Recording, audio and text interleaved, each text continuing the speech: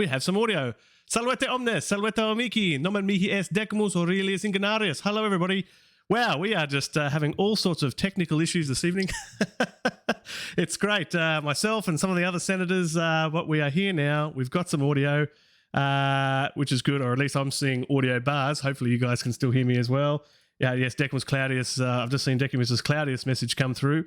Yes, what an eventful evening. But at least our Republic of Rome in the Roll20 environment is in a much better place than we are technically right now. Let's not delay any further. We're probably going to have a shorter session this evening.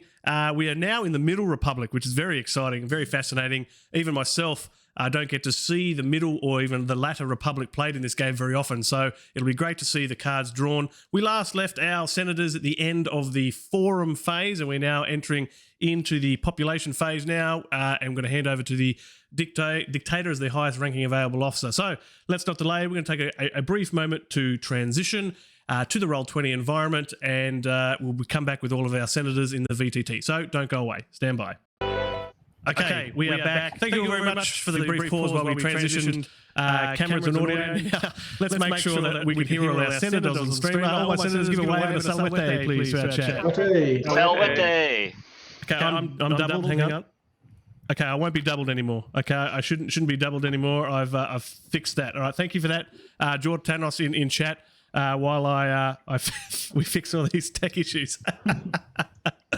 Ah, dear. Okay, all right. Let's not think about that anymore. Let's think about fun stuff like the population phase. Let's get right into that now. So we're all looking at our little cheat sheets here. Yeah, it's been so long since we last played a week ago. Okay, population phase, unrest level +1 for every drought.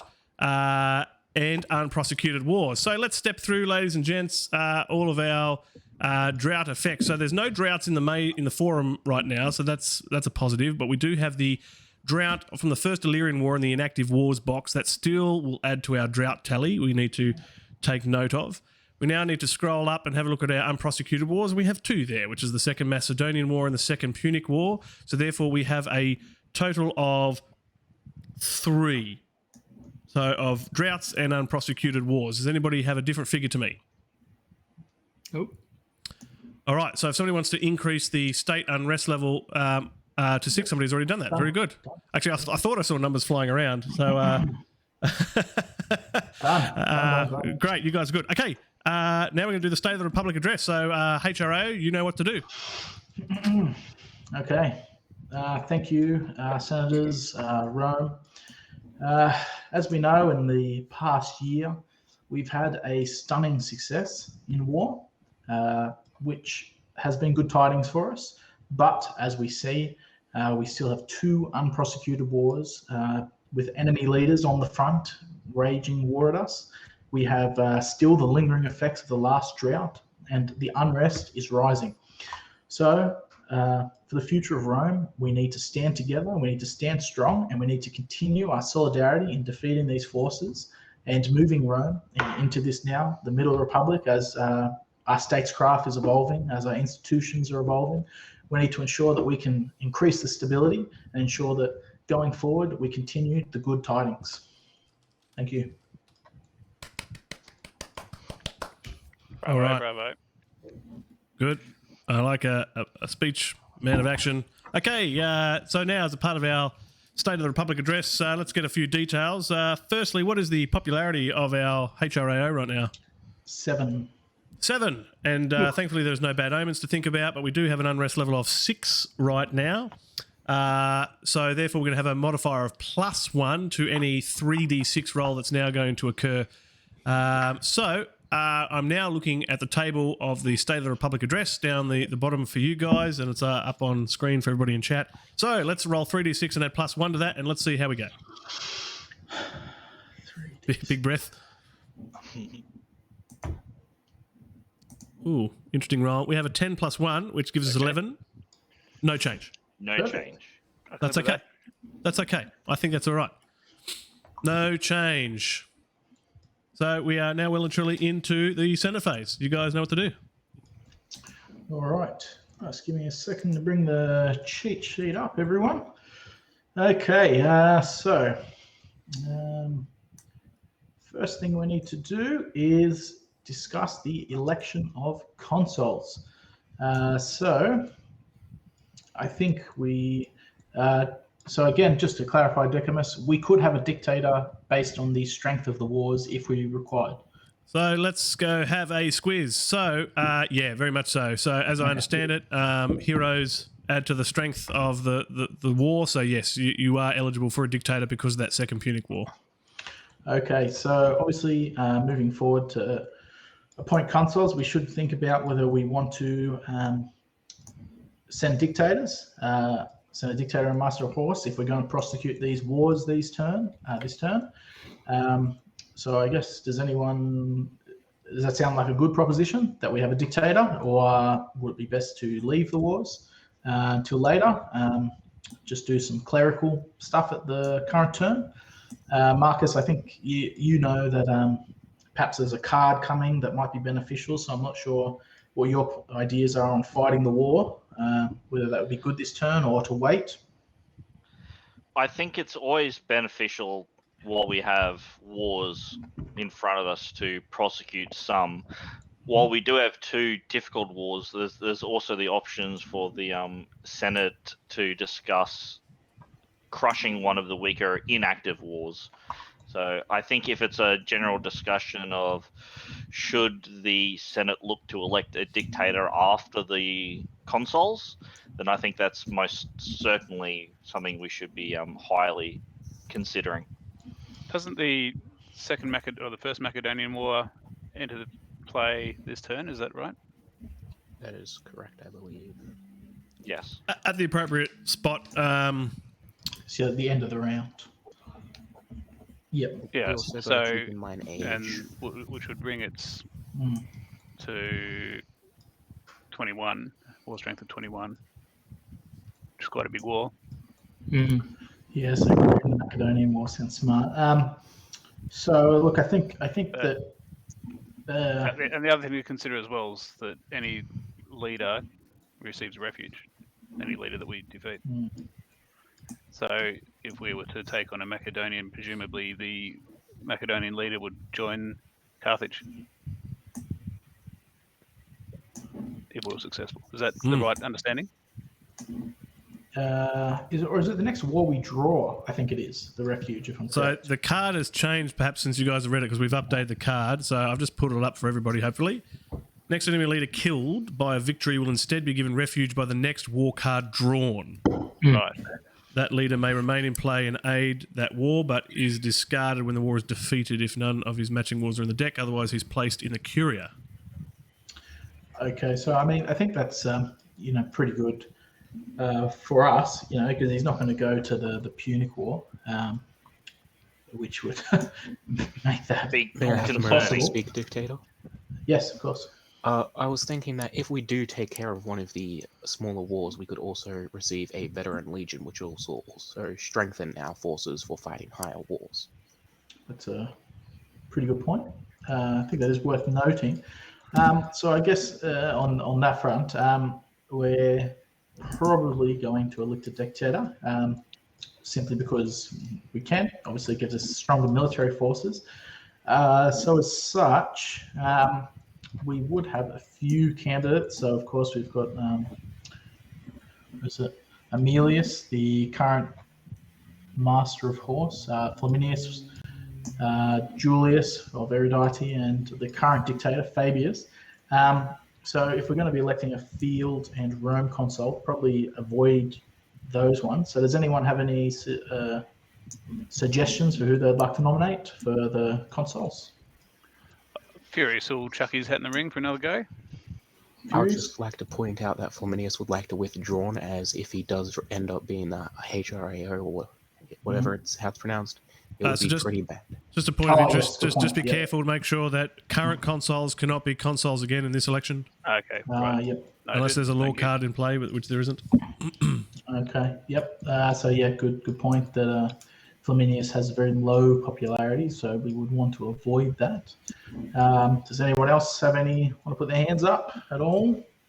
Furious will chuck the baton to papyrus. Just make sure you guys look at your ages on the senator cards, because if they have more than 7, I believe, they can't go out. 7 or more, that's correct. They can't leave Rome. They can still be elected, but they just can't leave Rome. So, Papyrus, anyone else? So you're on mute, Marco. Sulpicius would put his hand up as a prior consul. He's only 3. He doesn't have a great deal of popularity yet because he hasn't really done anything. And Mark, will you speak? Okay. You're on mute at the moment.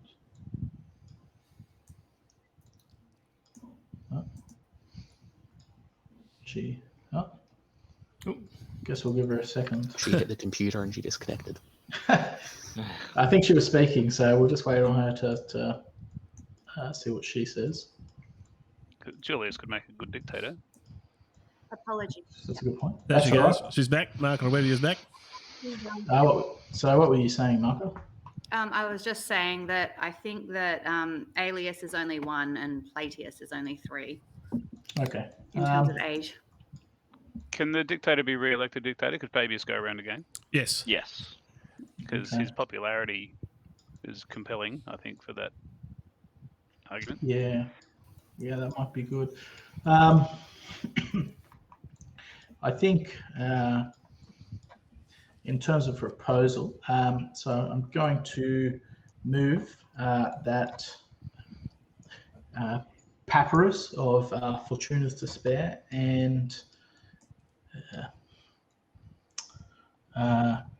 Plautius of the Eruditi faction be elected as consuls.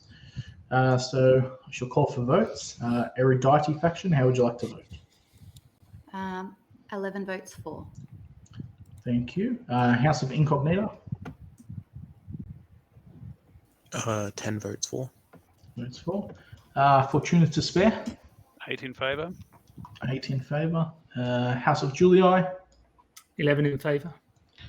Thank you. Justitia Marita? 4 votes in favour of the proposal. Thank you. And Pre-Byzantium, 4 votes in favour of the proposal. So it's unanimous and comes at 48. 48 in favour. Okay, so... Okay, just very briefly, as a point of interest, so current consuls and dictator, please award yourself a prior consul marker if you don't already have one. Mm-hmm. Let's not forget that. So if you are a current Rome or field consul, please award yourself, or a dictator, please give yourself a prior consul marker if you don't already have one. And Master then, of course... Horse as well, correctly. What's that, sorry? Master of Horse? No, right? Not for Master of Horse. Master of Horse doesn't get one, I'm afraid. Just clarifying, we're all good. Yep. And if you, of course, you are now, the new consuls will have their discussion and then determine who's who. I put the plaques in the sandpit for the ones that were Roman presiding magistrate. Where's the prior consul markers? The green ones are on the side near your corruption markers. Yeah. Got it, thank you. Yep.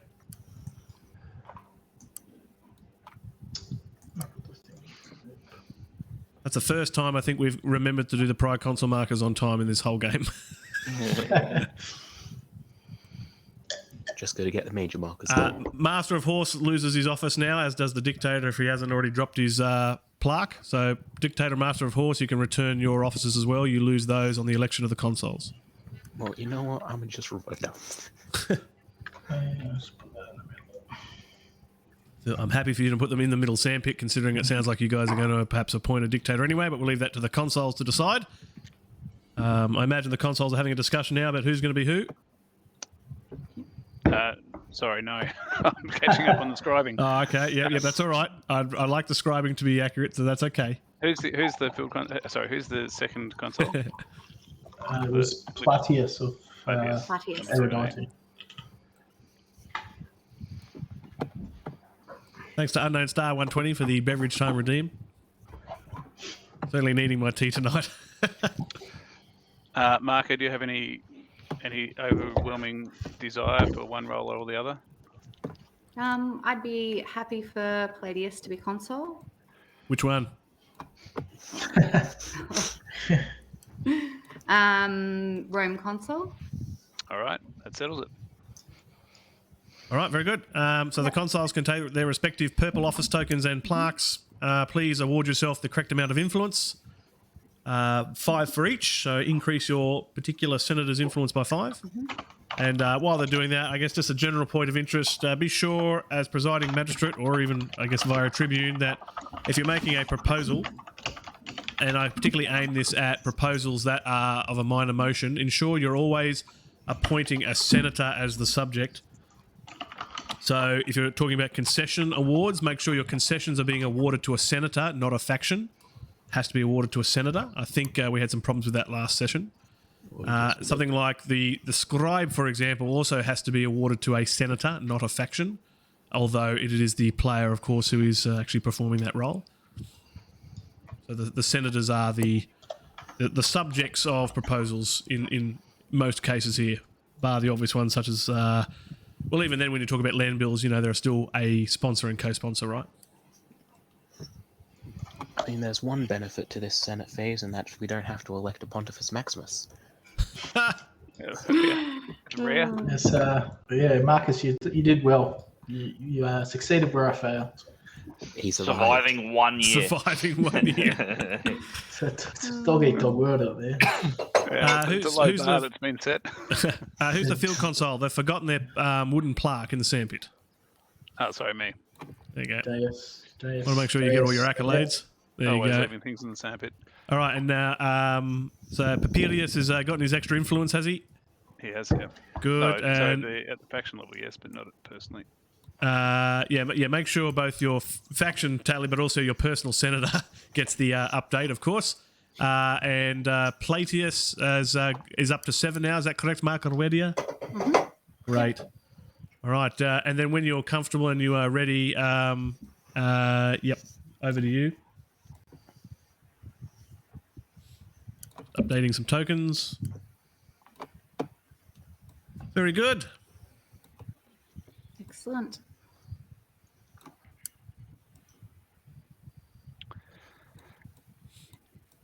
You would have seen that for your standing minor motions, I put it in a little blue box there in the sandpit, just as a reminder, so we didn't have to continue to remember offhand. So any others of that sort of nature that don't necessarily directly affect a mechanic, I'll put in this sort of form as well.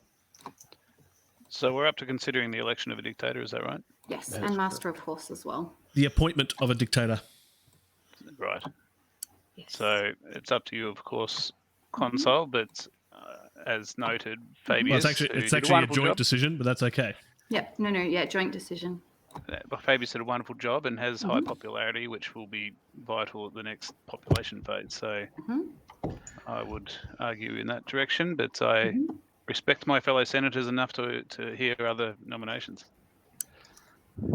I think there was only a few people that were kind of eligible, given we need somebody with a good military rating. And yeah, I think so. Julius or Yes. Amelius Yeah. are the other two candidates. Flaminius's negative popularity weighs against his selection. Okay. It's all his father's fault. That's right. He's got daddy issues. It's history. Well, And he's young as well too. I would be recommending we stuck with winning ways with Yep. Amelius as dictator. Does that look like the... I'd like to disagree with that. No. Yep. Amelius can go Fabius with Master of Horse. Fabius can take Dictator. Yeah, I think so. Do Okay. not yeah, Fabius for HRAO. dictator. Yeah. Yep. Done. Okay, so does that go to vote, or is it just simply decided on by It is us? decided upon by the consuls. It's decided upon then. Yep. Fabius Decided upon. will be dictator. And Dictator. Go ahead. Awesome. Thank you very much for your trust, fellow senators, fellow consuls, I should say, since the rest of you didn't have much power in the matter, but we appreciate it over here at the Pre-Byzantium faction. And I just would like to say, upon accepting the position, that we're going to continue winning. Hoorah. Hurrah! So do I get another 7 influence? You bet then? you do. Okay. I'm amazed at how easy your fellow senators gave you that. They recognised first among equals. Prince we also think that Numerius has learnt Quintus' lesson well. That's true.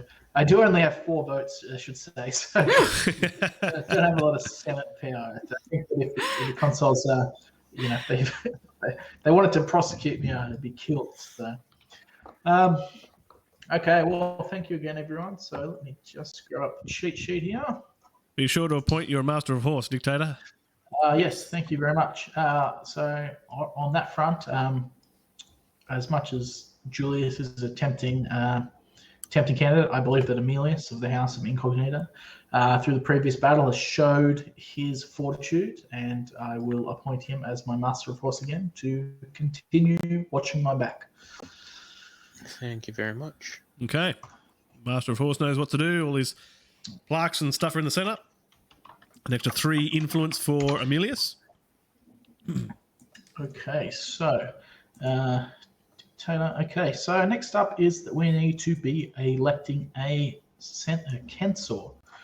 Just give me a quick second to have a look around at who can do this.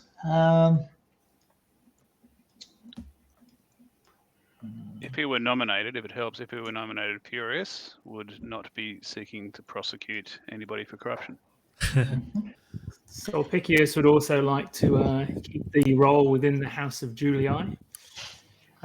With Cato the Elder now having learnt from his elders, he'd like to try his own hand at this role. So I think on that front, with the Fortunatus to spare having one of the consuls, I'm going to move that Sulpicius be elected as censor, Sulpicius of the House of Julii. So erudite faction, how would you like to vote? 11 votes in favour. Thank you. House of Incognita? 10 votes in favour. Thank you. Fortunatus to spare? 8 votes in favour.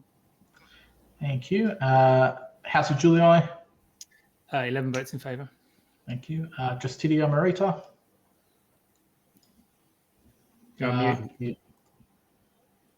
My apologies. 4 votes in favour of the proposal. Thank you. And Pre-Byzantium, 4 votes in favour. It's 48 for, none against. Motion's carried. All right. Okay. Gives his thanks. Okay. Move that too far. So, Censor, please take the reins. Well, Sulpicius would like to thank fellow senators for the honour. He's looking forward to continuing with the famous name of Sulpicius in the House of Julii. He's learned much from Cato the Elder, who is getting on in years now. And given the situation with the wars and the fantastic teamwork shown by all of the houses recently, there will be no prosecutions this year. And we all looked forward to working together to prosecute these wars and remembering our brave Aurelius out there on the front, alone with his dog. Yeah. Okay, thank you very much. I'm getting tired of the Aurelius stories. He's become a bit too big for his boots. He's become a legend, hasn't he? Absolute legend. Let's recall him. I think there's something suspicious going on. So Lucius Julius, please be sure to give your additional 5 influence to Sulpicius, please, as the new censor. Wouldn't want you to forget that. Good.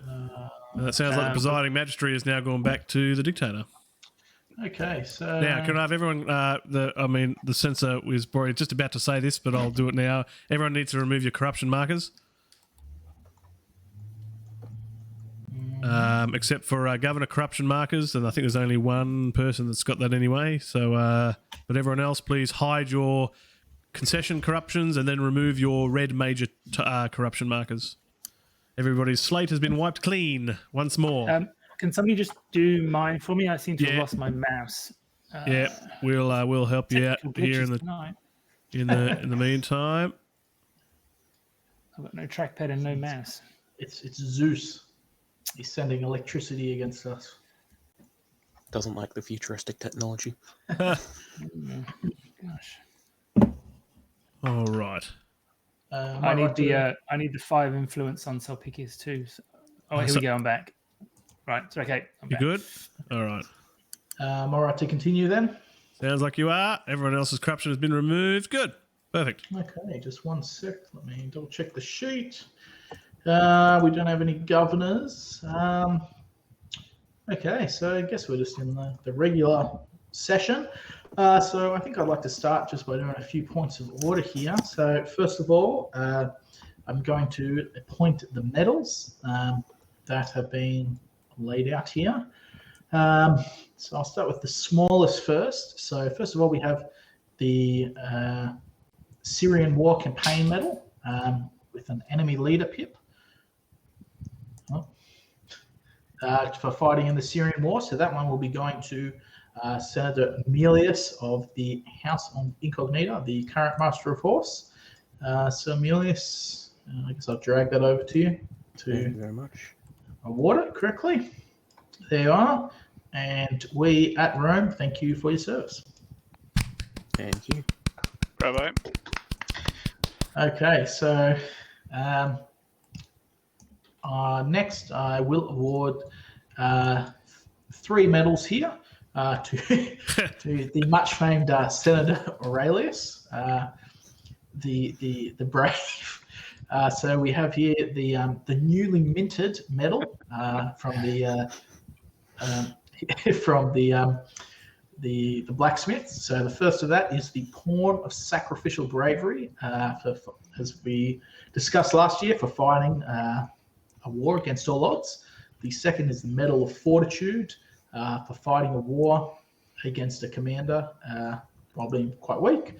And the third is the Punic War Campaign Medal for fighting in the Second Punic War.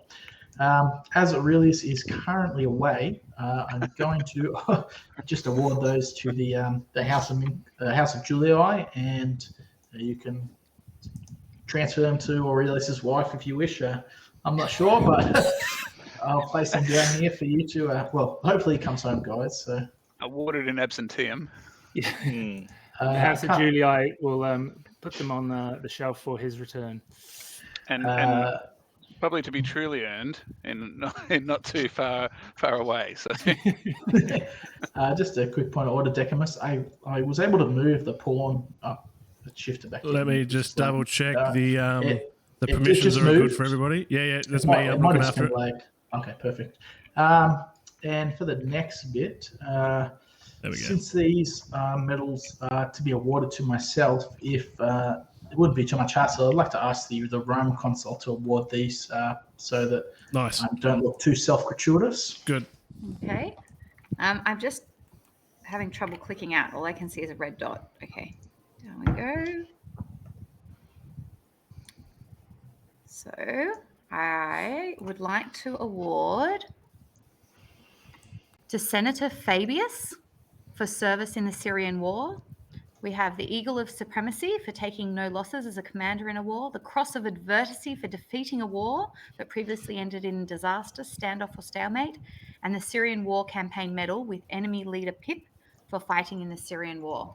And I will let you take your medals now. Thank you very much.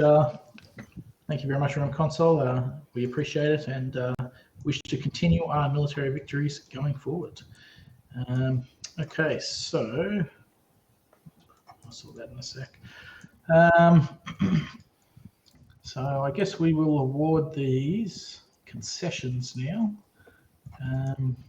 Not award. I guess they're offered through proposal. Yep, proposal. Also, my dictator, I just want to confirm the current standing order 1. Yes, we will get to that after we do these concessions, I think. So we've got 3 concessions at the moment. I'm open to any suggestions for anyone that wishes to receive them, I guess. Otherwise, I will just start dialing them out if nobody wants to put their hand up.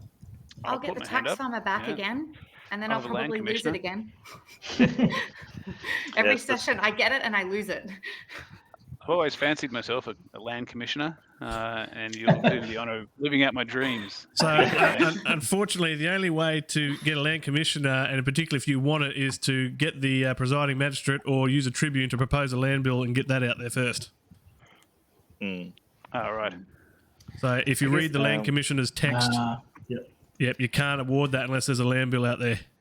I'd like to propose a land bill. Yeah, I mean, that's fine. That's fine. No, please. I am in jest, Senate. Technically Well, speaking, the unrest level is quite high. And you do have a bit of money. There is an argument for it. Yeah. Yeah. technically speaking, if you gave a tax farmer to Aurelius, it might be back in the sandpit next week. That is a good way to think of it. That's what he wants you to think.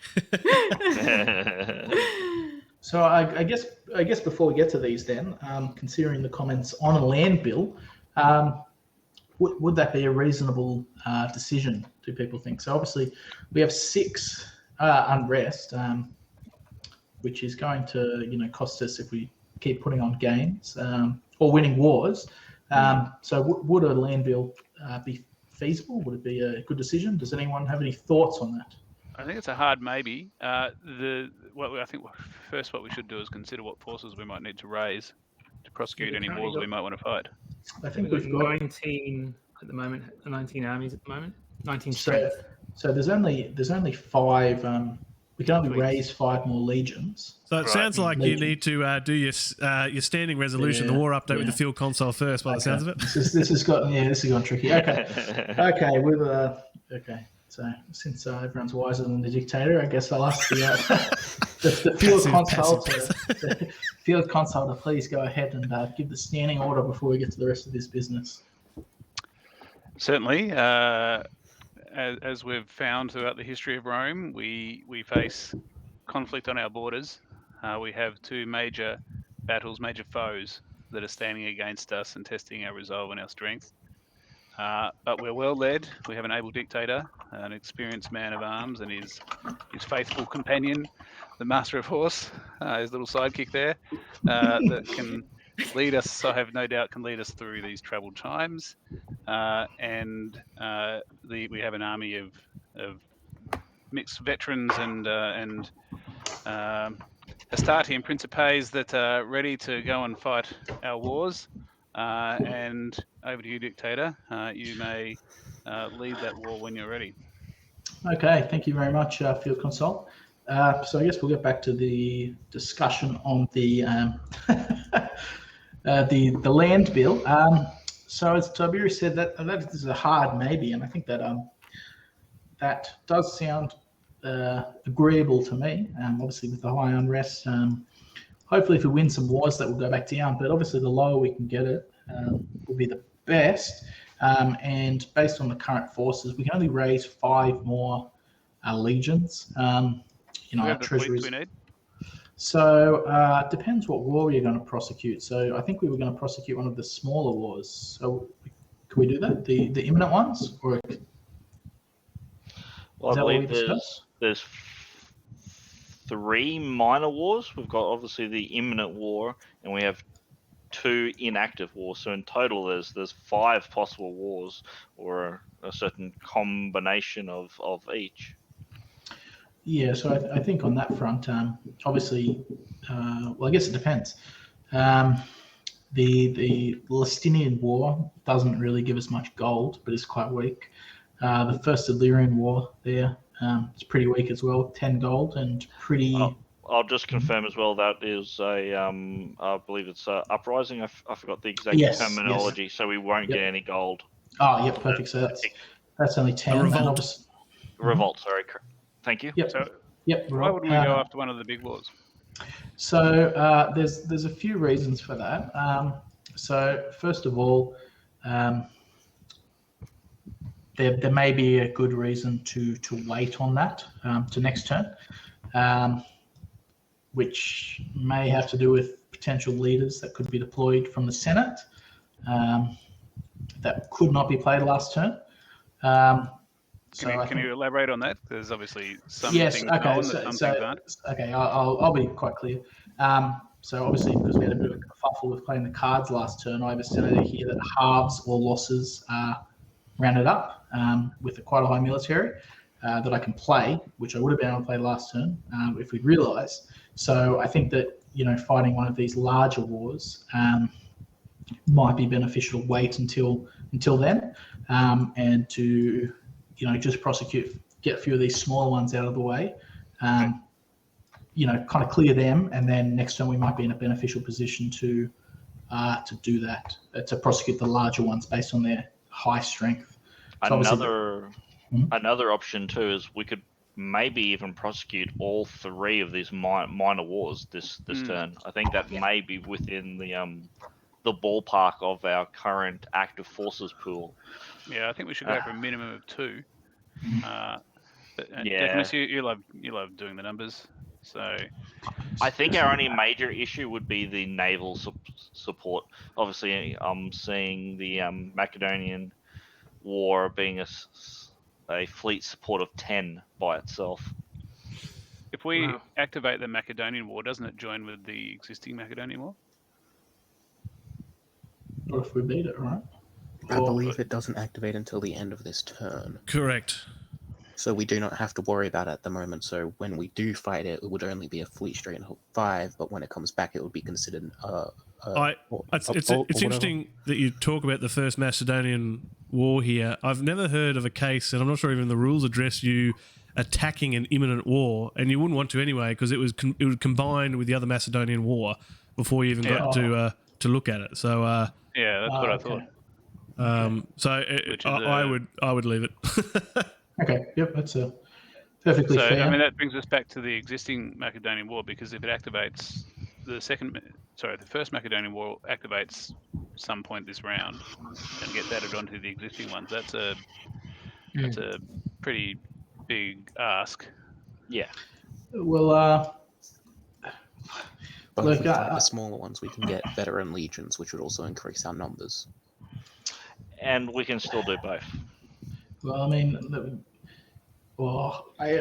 it might be too much, to be honest. 12 plus 10, 22, 28. That's pretty severely strong.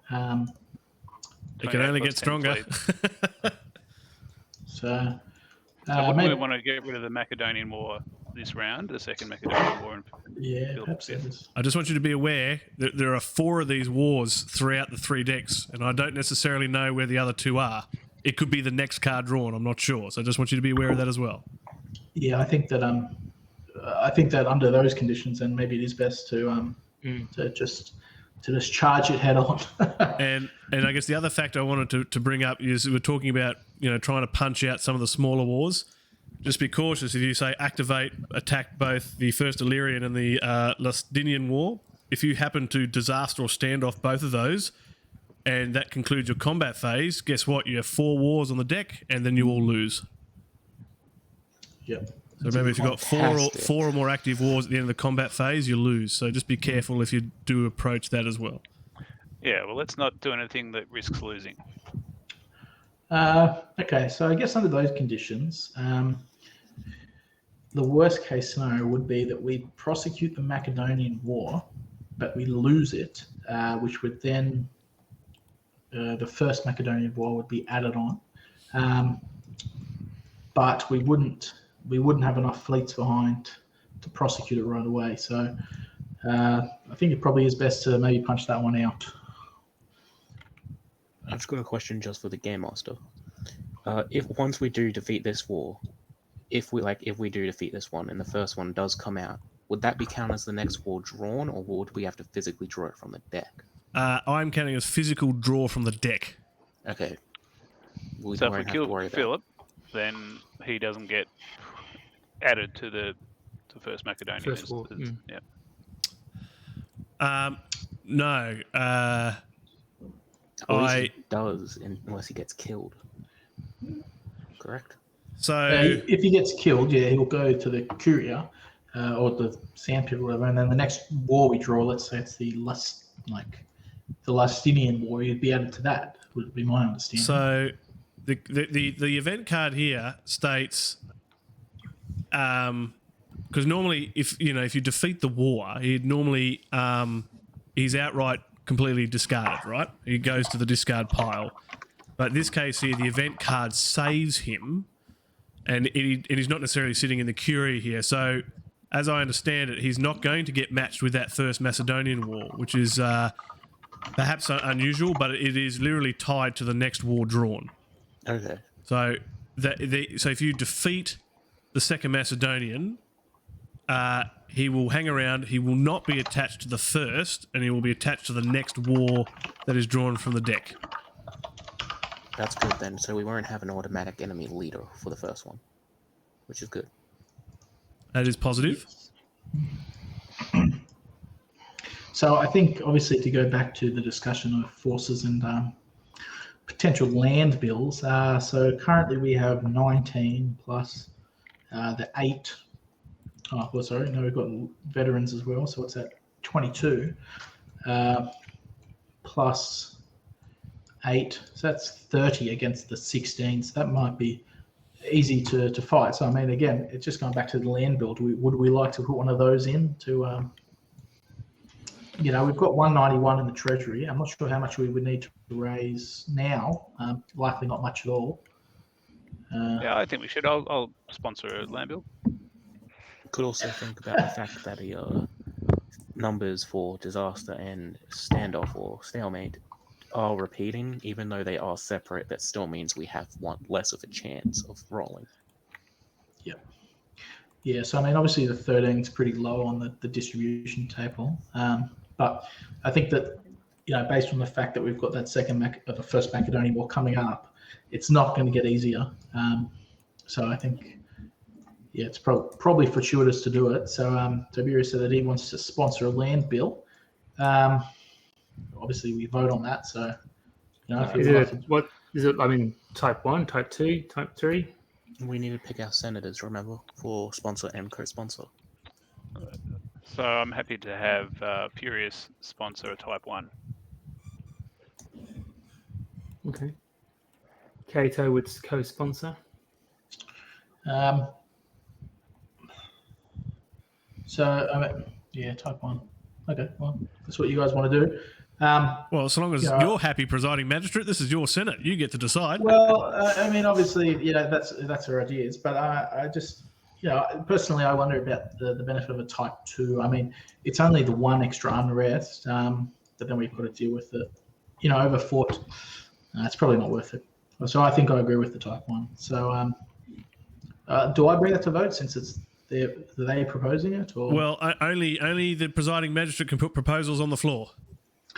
Okay, so based on that, we have what was the senators here? It was Furious and Cato. Furious okay, number 8. So we've got a land bill, type 1, being sponsored by Furious, Opportunities to Spare, and Cato, the elder of the House of Julii. If you just want to remind, Dictator, just remind everybody of their voting consequences for a vote like this. Yes, so if you vote against this land bill, you will lose popularity. And for each senator that votes against it? Yes, for each senator. And you can't abstain. Am I correct on that? Correct. So you've got to vote. So, but I mean, it's only 20 talents. So I think everyone's in agreement. So, so Erudite faction, how would you like to vote? 11 votes for. Thank you. House of Incognita. 10 votes for. Thank you. Fortunes to Spare. 8 in favour. Thank you. House of Julii. 11 votes in favour. Thank you. Justitia Marita. 4 votes in favour. 4 votes in favour. And Pre-Byzantium, 4 votes in favour. It's 48-4. It's unanimous. Motion is carried. Okay, so land bill passes. So I will adjust the treasury, I guess, down 20 talents. Good. And if someone hang on, not yet. Remember, the land bills are only paid in the revenue phase, so I'd return that 20 talents for the moment. Apologies. Just add the somebody's added the land bill 1 to the table, so that's good. Now, if the sponsor can award themselves +2 popularity, and the co-sponsor award themselves 1 popularity to that particular senators in question. And I'll change the unrest level. Good. It goes down 1. Also means we can do the land commission card. Yeah, so that's right. Boyhood fantasy of being land commissioner. Cool. So I guess if we can ask the Senate mathematician Marcus if he wants to have a look at our force numbers here to see whether we would need to raise anyone. just on that front.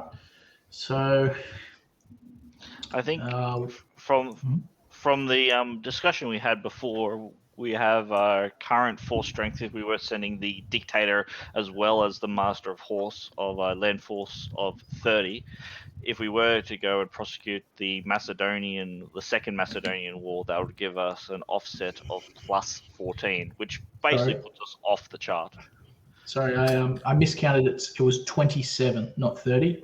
Okay. I thought the veteran legions weren't included in the previous total, so that would be plus 11. Which is still within the same range. Okay, so we wouldn't need to raise anyone now. Would we need to keep around? It wouldn't matter anyway, because we've got the First Macedonian War coming up.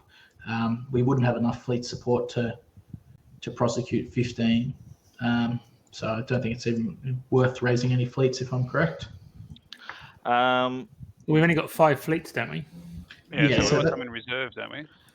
So if we lost some of those, then well, we still wouldn't be able to prosecute, right? Because if we lost like half of them, we would still be less, because the First Macedonian's going to come up, so it'll go to 15. Hasn't our practice in the past been to oversupply? Yeah, what he's saying is at the end of this combat round, we'll see the First Macedonian War join the active forces pool. If we were to have a stalemate or a defeat, what we would see when we would discuss prosecuted or unprosecuted war, a support fleet strength required of 15. So we would have to raise 30 fleets in the event that we would lose half. Yeah, so it's just kind of impossible, fiscally, as well as it doesn't go up that many fleets, right? It's only 24, so it would just be impossible. Should also keep in mind we could have a manpower shortage next turn. That is worth noting. If we do raise troops, we could keep them in our forces pool and not send them, and keep them safe without having to worry about spending double the money for them in the future. Yeah, so I think that is a good point. Obviously that would allow us to perhaps, do the first Illyrian War or something next turn, or it's a revolt. But yeah, I think I would be in favour of that as well. That drought effect has been hurting the unrest of the people. It'll be good to kind of squish that and help kind of manage the concerns of the people, especially as we're now in the Middle Ages. The people are expecting better living conditions here in Rome, and we're not going to give it to them. I think Tiberius would be putting his hand up to build 35 new fleets with the shipbuilders. Public agreement, that all gets donated.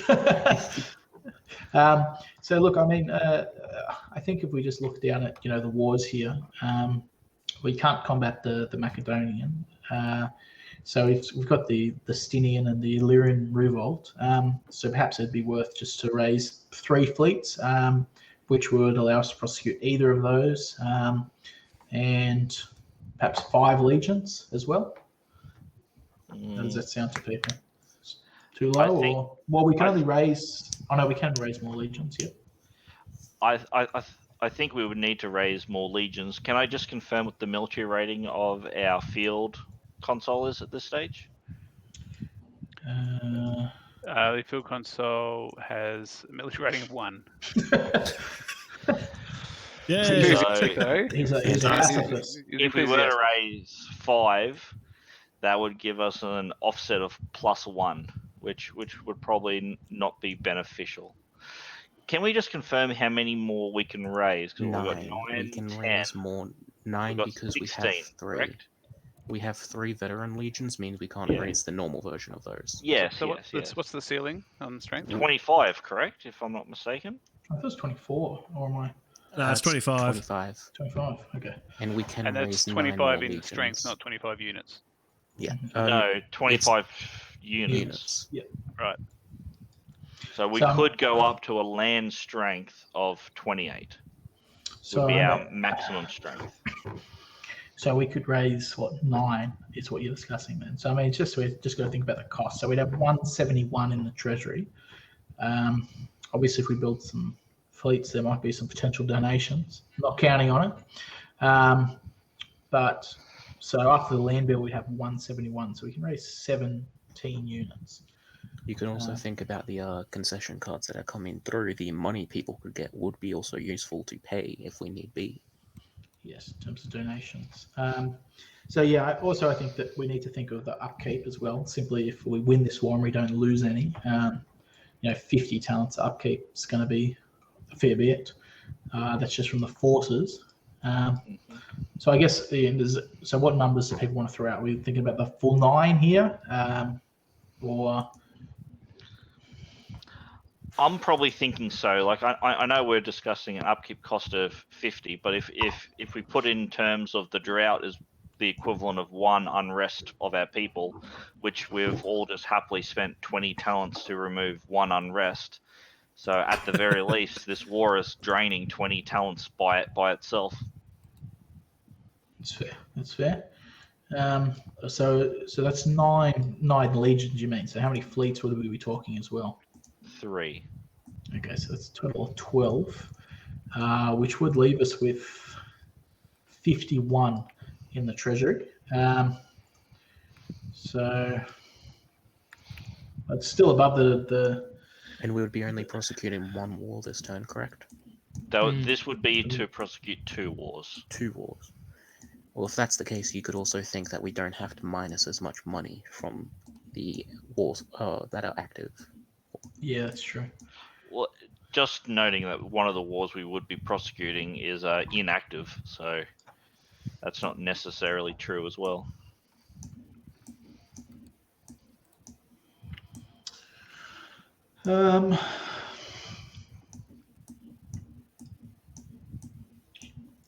So we'd be sending, what's that? So 10 to the Illyrian War then. Is that that's the proposal?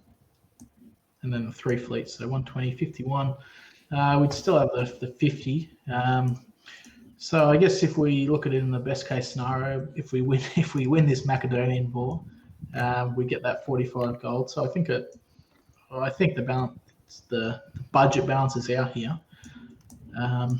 So I guess, is there any dissensions to this discussion? Any counterpoints? So we're doing the Macedonian War. What is the second smaller war that we were looking at doing? Which one? The Iranian Revolt, which is currently down in the inactive war area. Yeah.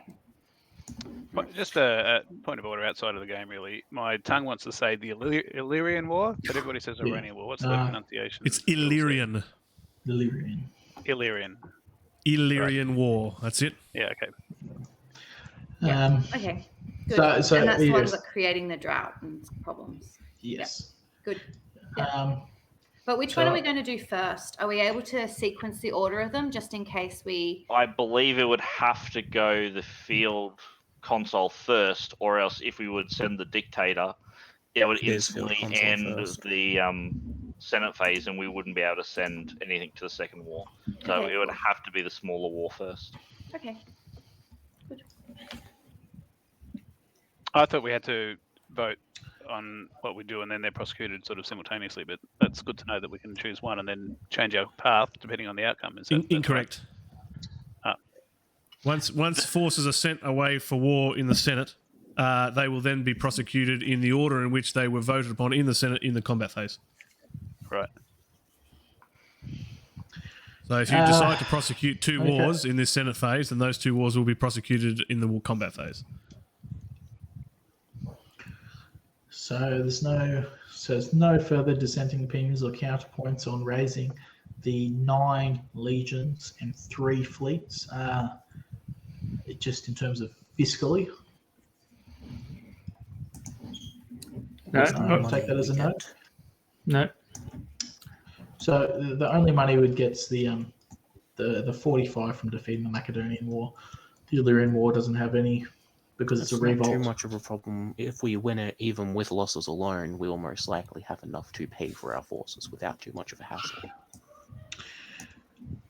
Yes, hopefully once we dish these concessions out, some senators will understand Rome's position and be looking to donate.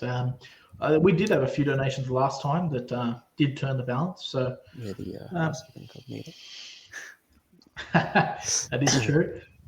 So look, under these conditions, I'm going to move that we raise 9 legions and 3 fleets. So Erudite faction, how would you like to vote? 11 votes in favour. 11 votes in favour. Thank you. House of Incognita. 10 votes in favour. Thank you. Fortuna's Despair. 8 votes in favour. Thank you. House of Julii. 11 votes in favour. Thank you. Justitia Marita. 4 votes in favour.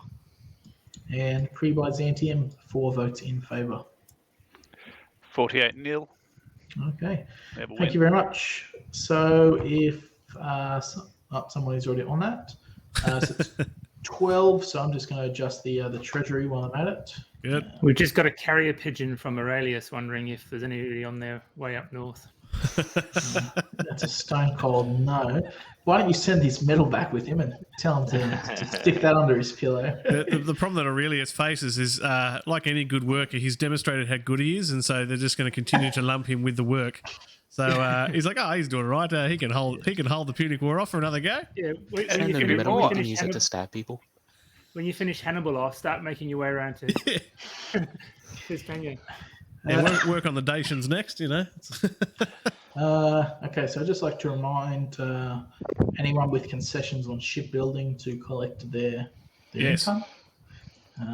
Might be useful. So look, but before we get to going to war, so let's get these concessions out of the way. So I'm going to make a proposal. There are 3 factions that do not have concessions at all. Yes, one of those factions, myself, will not be going for one. That's just too corrupt, guys. You've put your trust in me as dictator, so I won't be reaping fiscal rewards. Look, my first proposal here is going to be that Tax Farmer 4 be sent to the Erudite faction. Now, it's got to be a specific senator. Correct. So, Marker, please provide a name, I guess, as to who you would like that to go to. Let's try Alias. Alias. All right. So the proposal then is that Tax Farmer Concession 4 goes to Alias of the Erudite faction. So Alias have a nickname. That's a little joke. Okay.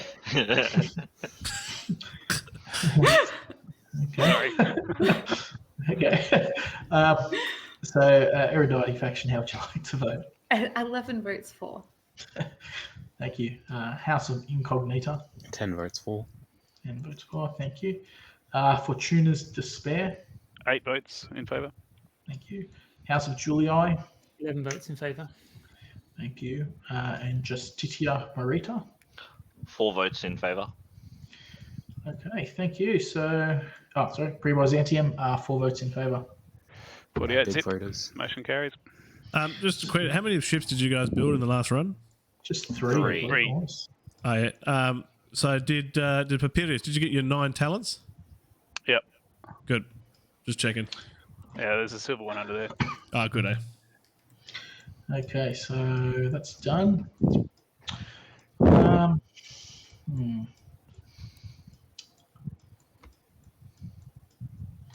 Just give me a second, guys. I'm just checking the lay of the land here. Yeah, that's okay. I'm very happy for presiding magistrates to take their time and carefully consider their proposals. That's definitely not a problem at all. That is more than okay. You know, we can always run commercial breaks and talk shop, you know, or spout Roman history facts, right? Yeah, bring those on. I'm a lead for that stuff. I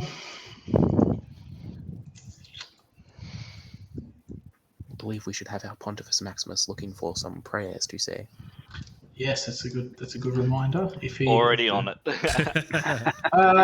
the Pontifex can appoint a priest at any point, correct? So I can. I guess if the Pontifex would like to do that now, if he has a suggestion or think on it, doesn't have to be right now, or we can do that soon. Wow, dictator just trying to muscle in on religious duties there. Holy dooly.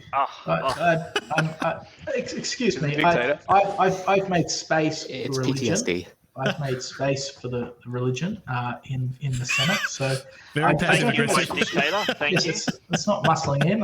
In fact, I'm looking after the religion. So It's I've had the space to look after definition of me. dictator. The definition of dictator is ultimate control. In I'm here to that help. case, I'll use this opportunity to pass the work down the chain. If anyone would like to have a priesthood appointed to them, I'll give them the opportunity to search the scriptures for their own prayer, to be able to read out for preparation of the upcoming wars. Nice. Would anyone like to take up this great honor? Make them work for it. That's good. I like it. It's worth one influence to you. Julius, I like holy men. Very well then. That was very cheesy. As No, as the first of the holy men to step forward, I will appoint a priesthood to Julius. All right. And he gladly enjoys accepting. I look forward to hear which part in the scripture he'll be reading off at the end of the Senate phase. Who's that, Julius? Yes. There we go. all right. Thank you very much. I've just updated his influence for you, Mark Thank Wedia. you. Thank you very much, Pontifex Maximus. We appreciate that. So Is that priesthood inbound? Sorry, I just want to make sure he gets his token. Yep, already on it. Perfect. Thank you. Thank you.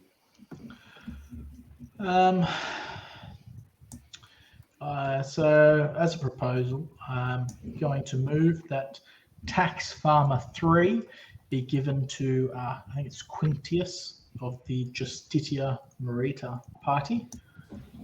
So I shall call for votes. Erudite faction, how would you like to vote? 11 votes for. Thank you. House of Incognita. 10 votes for. Thank you. Fortuna's Despair. 8 votes in favour. Thank you. House of Julii. 11 votes in favour. Thank you. Justitia Merita. 4 votes in favour. Thank you. And Pre-Byzantium, 4 votes in favour. There's a real question mark over a legislature that passes everything to nothing continually, but that's what we have again. 48 zip. You're all too chum with each other. That's what wars will do. We're all nice for With a bit of now. It's Rome. going to happen sometime soon. Descent, Yeah. Cornelius, descent. Who's to say I didn't just receive 50 talents in the background for that? No, I've never had anything working in the background. Yeah, okay. I would never do such a thing. No. I mean, that's a good point. So obviously, you guys can vote against this stuff. So, look, the last one here is the Land Commissioner, which I'm going to propose is given to Furious of the Fortuna's Despair. His live stream. It's his live stream. Now, as we can see, he Now, does the have funny a thing, few. everybody vote against it. That'll be the funny thing, right? Yes, I mean, he does have a few Gee. concessions over there. No. So, I mean, guys, he was the one who pointed out that perhaps too much goodwill. Well, Um, he'll Someone only who enjoy it was for a year. proudly sponsoring the land bill to get this. Yeah, that's true. Maybe he should pay the 20 talents to us, since the Senate paid for the land bill. It's only good for 1 year anyway, isn't it? Yeah, only one. Look, so under those conditions, call for votes. So, Erudite, how would you like to vote? 11 votes for. Thank you. House of Incognita. Just for a little bit of fun, 10 votes against. Oh, nice. Votes again. Thank you. Fortuna's Despair. 8 in favour. Thank you. House of Julii. 11 in favour. Favor. Thank you. Justitia Merita. 4 votes against. Ooh. Oy. And I guess Pre-Byzantium, 4 votes in favour. Now, just remind me to keep my big mouth closed next time. What was 30 to 12. 30 to 12, 18, okay. sorry. Okay, perfect. Thank you very much. So please collect your can't remember what they're called. Concession. Land commissioner, or go ahead and commission some land. There's some land reform. Okay. Working on it. Yeah, so I guess that's a good point. Does that fall off when we don't have the land bill any longer? Yeah. And so if you read the card, I think the Land Commissioner card is one of the cards that are updated. So it says if there's no land bill in effect at the end of a Senate phase, it'll be sent back to the forum. Okay, perfect. So that was one of the other cards I just recently had updated to be corrected. Perfect.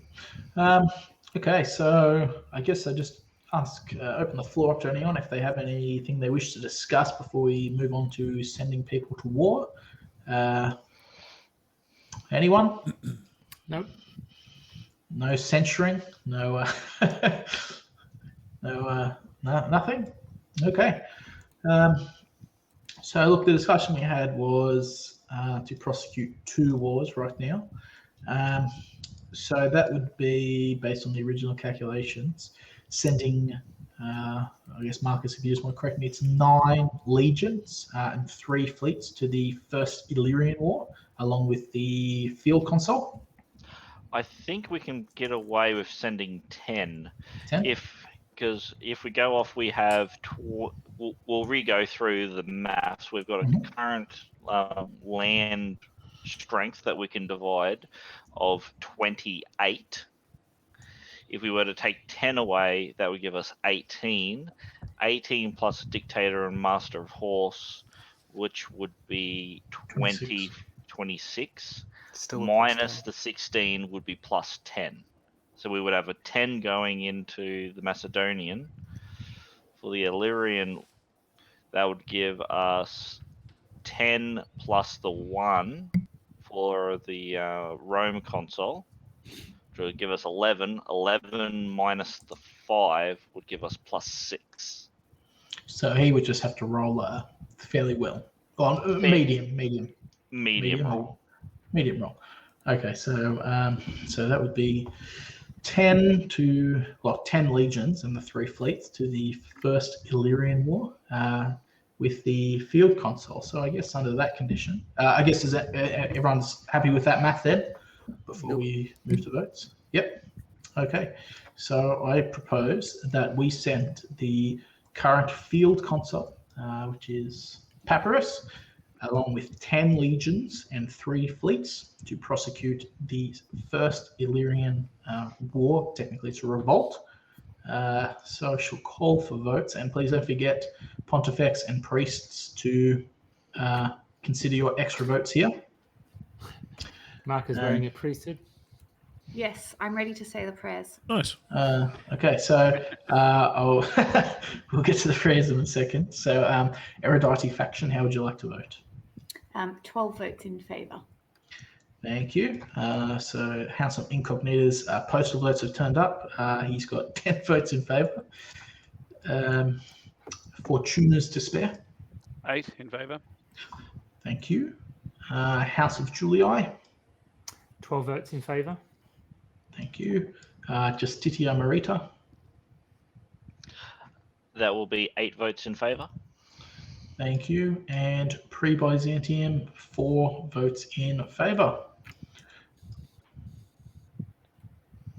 54 votes for. Unanimously joined. Papyrus would just like to add that he's been happily voting for wars throughout his life in the Senate, and shit suddenly got real. So, it's with his 1 military rating, he's considering his warmongering in ways. he may shoot himself in the foot. Perfect. Okay. Well, If you guys, now that that's been voted upon, if people want to up move tokens, and I'll get the commander card variant for Papyrus now. That would have been his helmet. Probably the Unusual first and prediction. only time it's going to be used. doesn't know how to put the helmet on. it's Better going question, backwards. does it fit? So I guess we'll just. Do you want me to wait a second before we move on, or? Yep, I'll just do a quick check just to make sure everything's in order. Yeah, I'll be right back, just real quick. Yep. And, Now that was for the revolt, was it? Correct. Okay, I'll bring that up out of the inactive wars box. And if perhaps if you, Marcus Decimus, can you get the Field Consul at War token and place that on the commander card next to the war card for me? Yes. Just to remind us that he's in fact the Field Consul. And for you, Tiberius Cornelius, if you want to grab one of the Away from Rome facades and place that over Papirius, please. I do. Where would I go looking for that? It hasn't been You before. scroll... let's see if there's any spare. Let me just double check. Yes, there is. I'll tell you what, I'm going to bring it to you. Stand by. Thank you. Also, Decimus, the Field Consul at War token is immovable by my powers. Weird. Let's zoom in. Which one were you trying to have a go at? And I'll change its permissions. The top one? Seen. Thank you.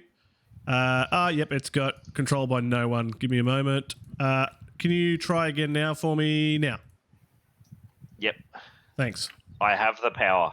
You have the power. Thanks to Unknown Star 120 for the redeem ad time. We're going to take a quick 30-second ad break for our non-subscribers. There you go. That's happening now. And while we finish up some of our admin, good on you. I just need some to be brought forward. Okay, so let's. Yep, brought forwards. Let's do that. Yep, seen. Thanks for that. To the front. I like. You know me. I like good admin, right? So that's good. So Papirius with his grand one military rate. This is the first time I think I've seen such a low military rating general. This is good. This is you guys are hitting all the milestones. First time for everything. He's cocky, all right.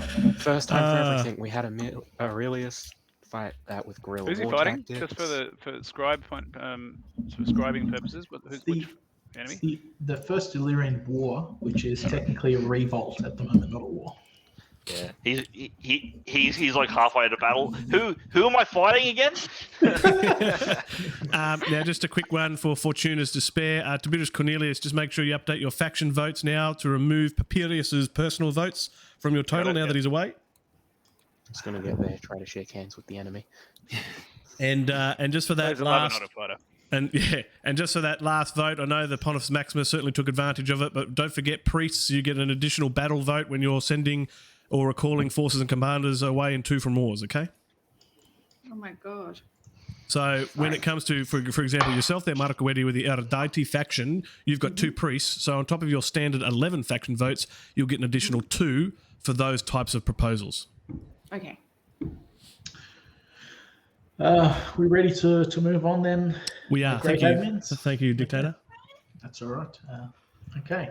So then the follow-up proposal that we have here. Just how many forces do we have left? 6, 12, it's 15, correct? 15. Just want to double check my numbers. 3, 12, 15 legions with a strength of 18. Okay, so I propose then that we send 15 legions along 3 fleets, led by Fabius the Dictator and the Master of Horse, Milius, to prosecute the Second Macedonian War. Do you mean 5 fleets? 5 fleets? What did I say? You said 3 fleets. Apologies. 5 fleets. Let's send the correct amount. Yeah, 5 it's fleets. going to be a quiet war. So yeah, 5 fleets to prosecute that Macedonian War. So Eruditi faction, call for your votes, please. 11 votes for. Thank you. House of Incognita. 10 votes for. Thank you. Fortuna's Despair. 5 votes for. Thank you. House of Julii. 12 votes for. Thank you. Justitia Marita. 8 votes in favour. Thank you. And Pre-Byzantium, 4 votes in favour.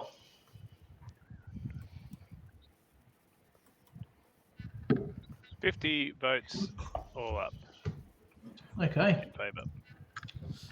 So Motion's I carried. guess that concludes the Senate session. All right. Indeed it does. This is going to be good. We're going to see 3 different battles take place. Sorry. A quick point of order, please. I would just like to ask the priest doing the battle prayers to please do that. Well, you can't because you're not in Rome anymore. But if the priest still decides to do that in your absence, I'm sure that's okay. Perhaps the Rome consul may direct the priest to do that in my absence. I would like to direct. I thought Julius was going to give a prayer, as well as the Pontifex Maximus. No, as arranged by the priesthood, the priests themselves will be conducting the entire reading of the scripture. Perfect. We have a devotion here. So Janus, Jupiter, Mars, Bellonia. Divine gods whose power extends over us and over our enemies. Divine Manus, I pray to you, I rever you, I beg your favor and beseech that you advance the strength and success of the Roman people. Amen. Huzzah. Gods be praised. Gods be praised. There you go. That's our amen equivalent now. All right. I've just sent a missive back to Rome to thank the priest. Excellent. Good. Nice. Can we have a break before we... Yeah, I was just about to suggest that, folks. So for everybody in chat, we're going to let our senators have a break and a leg stretch and allow them to don their Lorica segmentata and their Gallia and grab their weapons and shields. And we'll be right back in about 5 minutes. Please don't go away. Watch some ads with us and hang out with us in chat while we go on commercial break. All right, stay. Okay, and we're back live. I'm doing an audio check. Good. Hopefully we've removed ourselves from the technical issues we were suffering at the beginning, but we are now back in the combat phase with the dictator having passed the proposal to send himself and his master of horse away to the Second Macedonian War, and that now brings us to the very juicy combat phase, and there's lots happening. So we're going to see 3 battles take place here with 3 different commanders. We're going to see them in the order of the field consul will fight his battle first, followed by the dictator and his master of horse. And then finally, we'll see the battle of the extraordinary Aurelius. So let's see if he can hold the Second Punic War at bay for a second time. Salve to Sempronius Agricola, who's joined us in chat. Great to have one of our awesome channel patrons join us, ready for the combat phase. So, and he's cheered 100 bits already. There you go. Okay, so let's start with the First Illyrian War. So we've woken up this beast to hopefully get rid of a drought effect. So I can see the danger numbers of 5 and 17 there. Now we know that this is a revolt, so we're not going to see the cash reward come out of this. Unfortunate, but nonetheless the drought will disappear, so that's, I guess, a bonus. Okay, give me the total strength, including the commander's rating of the Senate forces, please. Should be 11, correct? 11. We have 11. Okay, and give me the total strength of the First Illyrian War. 5. Is 5. Okay, and what's that difference, folks? 6. 5. Oh, 6, sorry. I've heard 2 different numbers there. Are we happy that it's 6? It's just 5. 6. Sorry, guys. Okay, I'm hearing 6. Good. I heard a very quiet voice there. Who was that? Was that you, Quintus Octavius? Possibly. Who knows? Okay. Try him up again if you want to have another round. Oh, we've just seen. Yep, good. Okay, perfect. Okay, now let's go back to the combat results table, both for my benefit but also for that of chat. Field Consul, if you want to be prepared. Now, there's no bad omens. I like it when there's no bad omens. It means we don't have to do some weird math. So just make sure you're not rolling a 5 or a 17, and hopefully roll yourself high. Let's roll that 3d6, and we'll add 6 Cyrus to would that. actually like to abrogate his leadership responsibility and ask the GM to roll. Oh, yeah, okay, right. Good decision. We're going manual. All right, so I've got 3 standard d6 here, unloaded. So here we go. Shaking him off screen without trying to make it look sus. Here we go. 3d6. Okay, let's count. Now, what number's that? It's got a picture, not a... Okay, it's a 1. Bigger the better. You tell us. Okay, I have a... If that's... Yeah, that is a 1, so it's a 10. 10. That's not a disaster. So it's 10 plus 6. 16. Victory. 16 is a victory. Yay! That's a good start. So a victory at 16 will see a loss of 2 legions and 2 fleets. So before we get excited, let me zoom out and zoom back in on the war, and we can do our admin on that. I believe we also have to change the unrest level since we lost forces.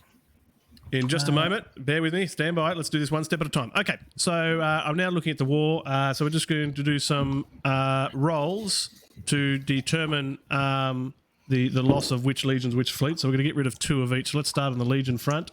You're going to remove the highest legion number that you've got to begin with, whatever that one is, based on my die roll. I see 15. All right, pull that to one side. And the next legion you're going to get rid of, is there a 13th legion there? Oh, yes, there is. And the 13th legion is going to go as well. Okay, now for fleets, we're going to see the loss of fleet 12. No, 11. We're going to see the loss of fleet 11. And we're going to see the loss of fleet 22 as the 2 losses there. Okay, so with those 4 units aside, the commander now needs to draw 4 death chits to make sure that he's survived. So if I could call on the commander to hit that mortality chit table very slowly, and we're just going to double check that we don't roll an 11. Where do I do that again? So do you see the... I think it's hopefully down your bottom left. You can see the roll, the various buttons, and the mortality button there. Do you see that? Ah, yes, I see it. Yeah. Good. You've hit 1, so 25. Okay, that's 1. Do another one for me. That says 13. Close. That's okay. Next one again. 8. That's also acceptable. And finally, a 1. Also acceptable. So you survive. Okay, so We're just glad it doesn't mean that the senators that aren't there get killed. Right. Now, so from here, can we please lower the unrest level by 1? If somebody would like to do that, please. I'll do that. Thank you. Yep. Okay, so now we're going to note here some modifiers, but I'm going to work backwards. So we just need to note that the commander, regardless of the battle result, will lose 1 popularity for every 2 legions that are lost, not fleets, just legions. Now he's lost 2 legions, so there'll be a -1 popularity modifier in here, but there's more we need to think about, which is this other side here. So the victorious commander increases both his popularity and influence by half, fractions rounded up, of the applicable unmodified printed land value. So the land value is 5, so half of that is 4 is 2, so rounded up is 3. So we're going to see popularity and influence increase of 3, but with that popularity, you're going to see -1. So he's going to go up 2 popularity and 3 influence. All right, so for you, Papirius and Tiberius Cornelius, please increase Papirius's stats by 2 popularity and 3 influence. Is that all making sense for everybody so far? Yep. Yep. Good. Thank you to that person who removed the dead fleets and legions. That's good. That's gone back to the available forces pool now. Unfortunately, yeah, they won't get to return home, but they've served their duty to Rome. We're not going to see any talents to the state treasury, unfortunately, because that was a revolt. Now, guess what? Because we've already defeated the Second Illyrian War before, creates provinces of Illyrium if both the Illyrian Wars are defeated, so we now get to create a new province. So I'm now going to first of all start by discarding this card into the discard pile. Great to see another war off the charts, and no more droughts, which is going to be fantastic. So I'm going to put that in the discard pile. I'm going to put that on top, bring it to front. There we go. I'm now going to go up and grab the new province and shove that in the forum for future consideration. Zooming in. All right, let's see how quickly I can find it today.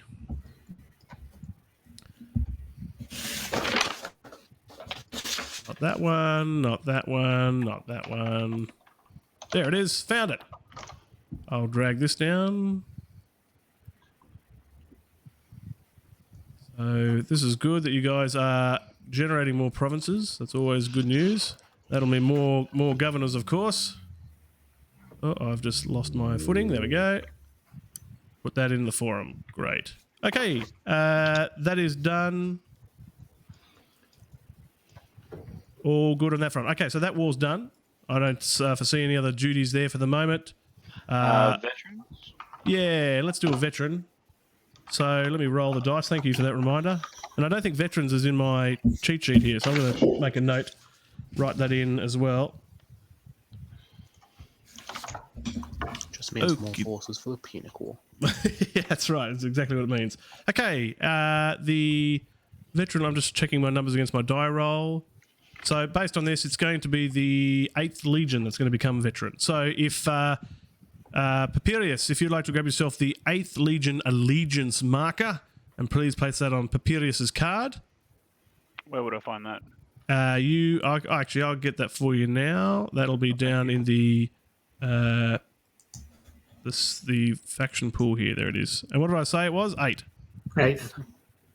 All right, stand by. Would you be disappointed bunch of legionnaires to find you faithful to this guy? Well, He might have other skills. Well, he's won, hasn't he? Yeah, that's true. He did Because win. his helmet was on backwards, it blocked everything hitting him. and with less overwhelming forces than what Rome normally produces to these kind of wars. True. That's true. Okay. Well, lucky but not good general.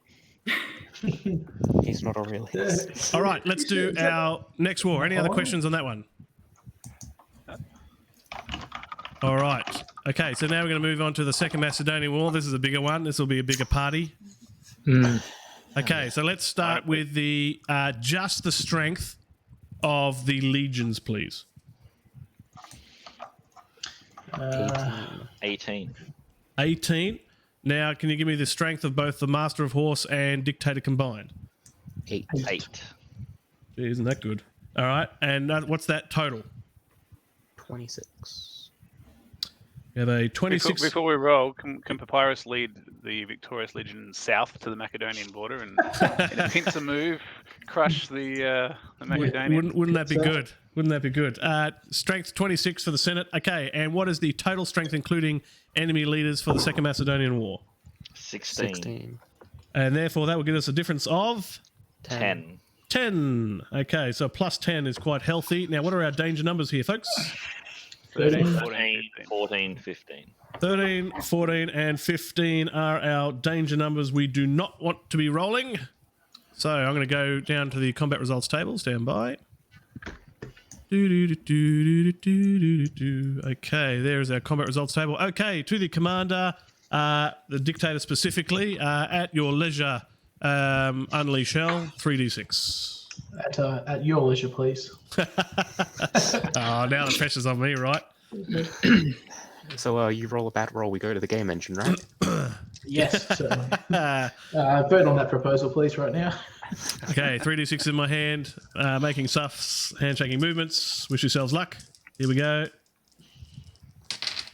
All right, no funky numbers this time. That's good. Let me add them up. All I'm hearing is let's go to the game board. Nah, you're right. You got a 12. Yes. I'm going to roll my 3d6 just to check. Oh, yeah, what'd you get? 10. That'll do. Yeah. That'll do. All right. So you got a 12 plus 10, which takes us off the chart. So that's going to be a no-loss victory. Hell yeah. All right, time to go 3 for 3. Bravo!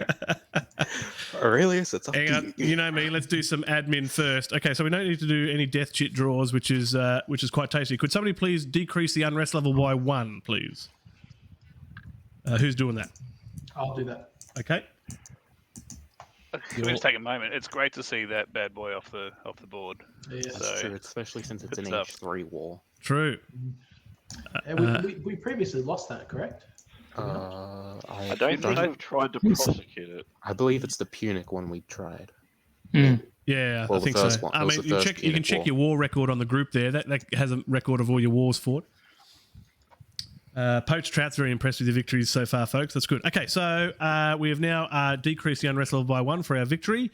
There are no losses. So let's talk about the popularity and influence gains for Fabius. So it's just the base strength of 10. Half that is 5. So Fabius, could you please increase your popularity to the maximum of 9 now, I think, and increase your influence by 5, please?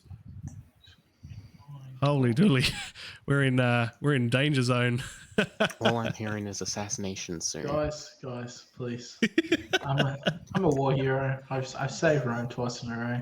And this betrayal is what Julius Caesar had to face, and we all know how that ended. So what is the number for an automatic consul for life appointment, folks?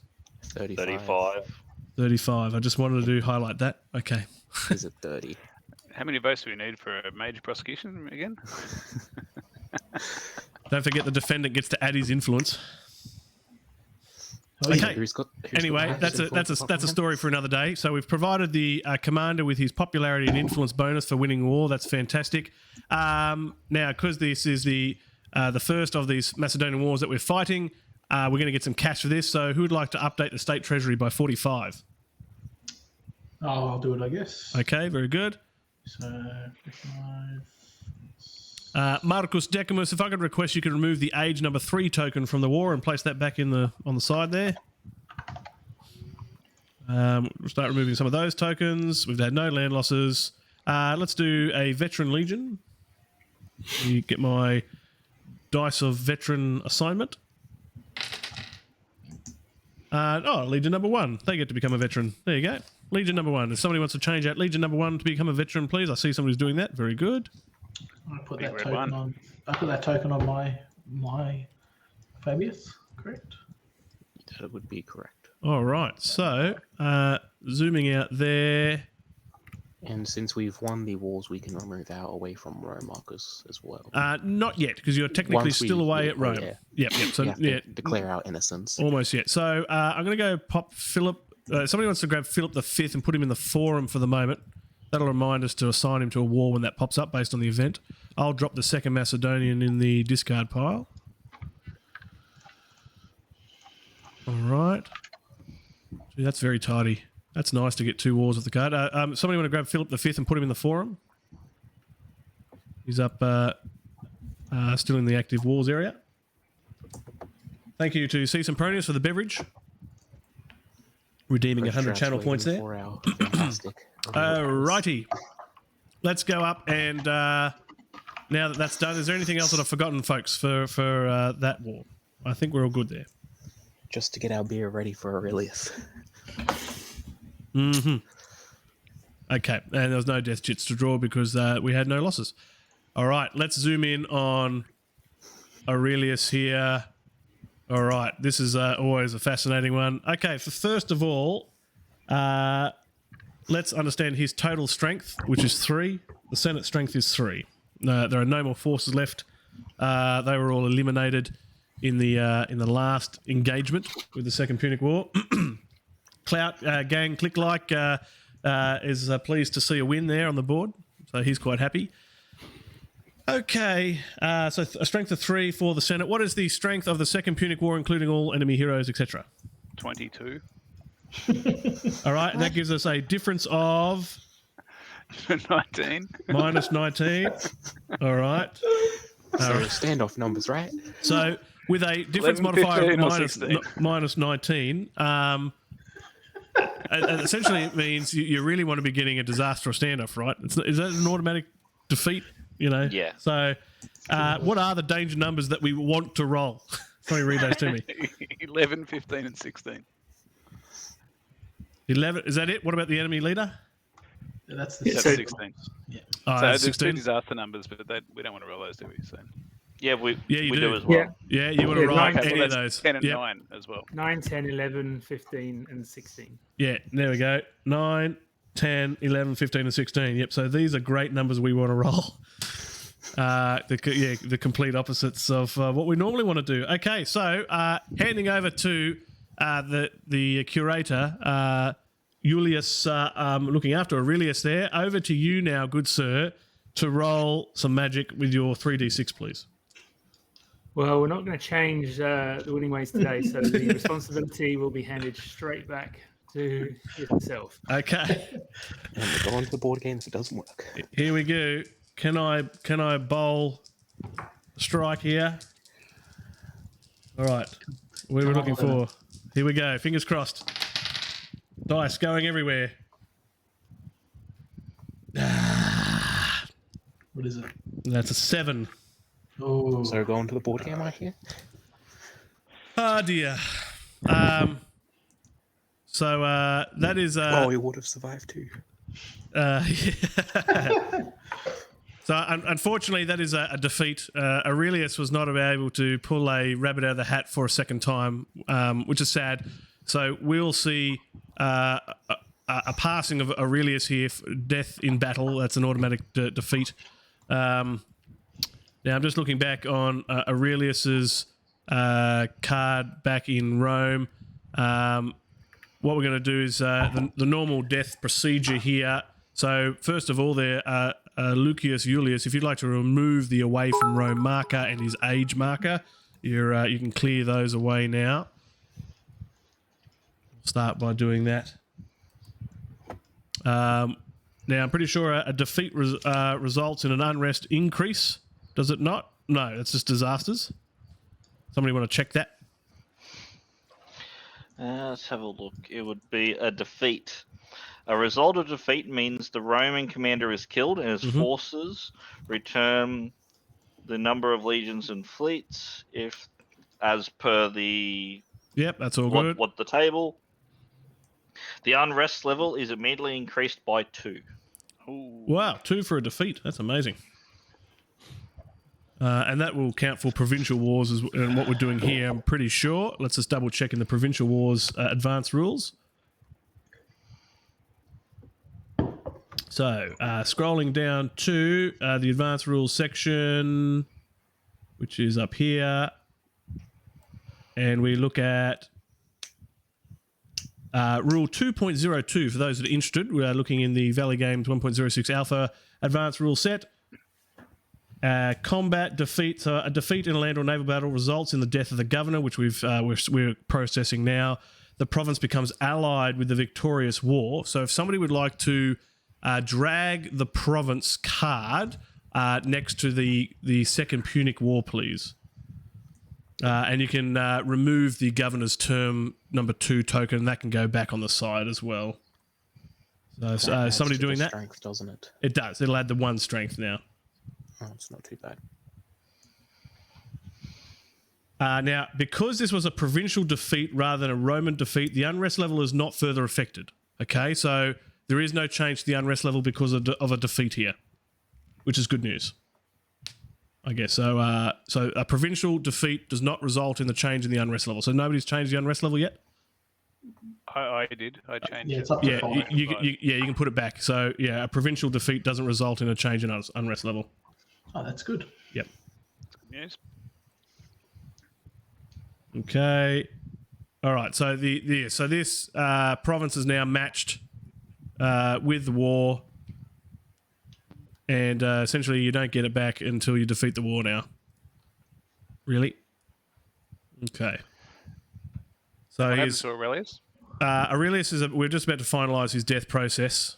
So I'm just gonna do some cleanup here. I can move his token up But he's there. assumed actually killed, is he, or is he? Yeah, no, he's captive? he's dead. Yep, he was killed in battle. He was unable to hold off the forces. So now we come back to the normal natural death process here, where we allow Lucius Iulius to do his standard unopposed persuasion attempt here. Now, because we don't need to worry about the loyalty or the alignment rating, and there's no talents on his card, the base number is off the chart. So he just needs to get less than 10. All right, so a roll of 10 or greater means a fail. So if you're looking at the back of your cheat sheets there on a persuasion attempt, so you can see the persuasion fails if the 2d6 is greater than 9. So 10 or greater is a fail in this case. So over to you, Lucius Iulius, if you'd like to roll 2d6 to see if you can keep Aurelius in your faction. See if Aurelius the Younger was born while his father was away.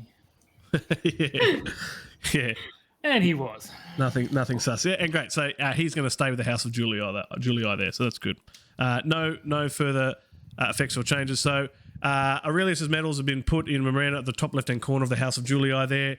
But yeah, I guess that bigger medal there, the what do we call it? The pawn of Sacrificial bravery. It is much larger compared to the other medals on purpose. It's equivalent to the US Medal of Honor for those that are making comparisons, or the in some regards the Victoria Cross for Australia and the United Kingdom. So it's nice and big. Wow, Sempronius has donated 1,000 bits there by the looks of it. Good on you for cheering 1,000 bits there, Sempronius. So I guess there's some. Cheers! Wow, Thank Cheers, you. Sempronius. So there's some help for that loss. So we had 2 victories and a loss. That's not bad, folks. That's pretty good. Okay, so that will now start to wrap out things up for us in the combat phase. So let's talk about unprosecuted wars. Active wars not dealt with. So that's the Second Punic War. It was already unprosecuted. It's going to remain in that box for us. And there's no war exhaustion that needs to affect us here. And you've got less than the danger for wars in the active forces box. So that's very good, folks. Let's go into revolution phase now. Revolution phase. And we're going to talk about some voluntary retirements first. We're going to do that check. So who's currently the HRAO in Rome right now? I think it's the Rome Consul. Can I confirm we have to have commanders return the forces to Rome? No, not yet. That'll come. Okay. That'll come shortly. Yep. Yep. So we're going to follow the sequence here on our cheat sheet. So we look at voluntary retirements first. Then we get to allow players to freely trade as they like. And then we start with the HRAO and go around the table to see if anybody wants to play any cards from their hand. So what we got confused last week is that the trades could only occur on your turn, which is not the case. You can all freely trade at the beginning, and then you go through to see who wants to play. So if you received a card that turn, you can in fact play it. So you'll have that opportunity if there happens to be also any trades this turn. So let's start with voluntary retirement. So let's go to Rome Consul of the Erudite faction. Zooming in, just double checking. Let's check out some ages. So we've got a 1-year-old, a 3-year-old, and a 1-year-old. Nobody of age there. Voluntary retirement, no. House of Incognita. I don't think we've got anybody of age anyway. Okay. Fortuna's Despair. Still some young guns. I don't think we've got anybody there. Okay. I don't believe it's actually age. I believe it's influence it's based off of. It's both. So you're looking for both the age and the influence requirement. I'm just looking at for...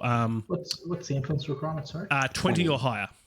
Oh, okay. So I'm going to come to the House of Julii. Now, I do see there is one eligible candidate here, Porcius Cato the Elder, age 7, who has 20 influence. So the question to you, Lucas Julius, did you want to voluntarily retire him or continue to play him? No, he's off to the coast for his retirement. Okay. He is going to honourably step down as Cato the Elder and Statesman, and he's going to go into a lovely leisurely retirement now. So like we normally do, we go through the death process here, except because he is a statesman, his card is going to be completely removed.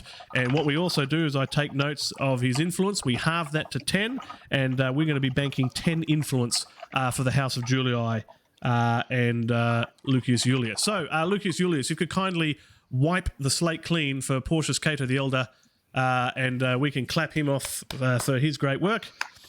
Bravo. And we've banked 10 influence for the House of Julii.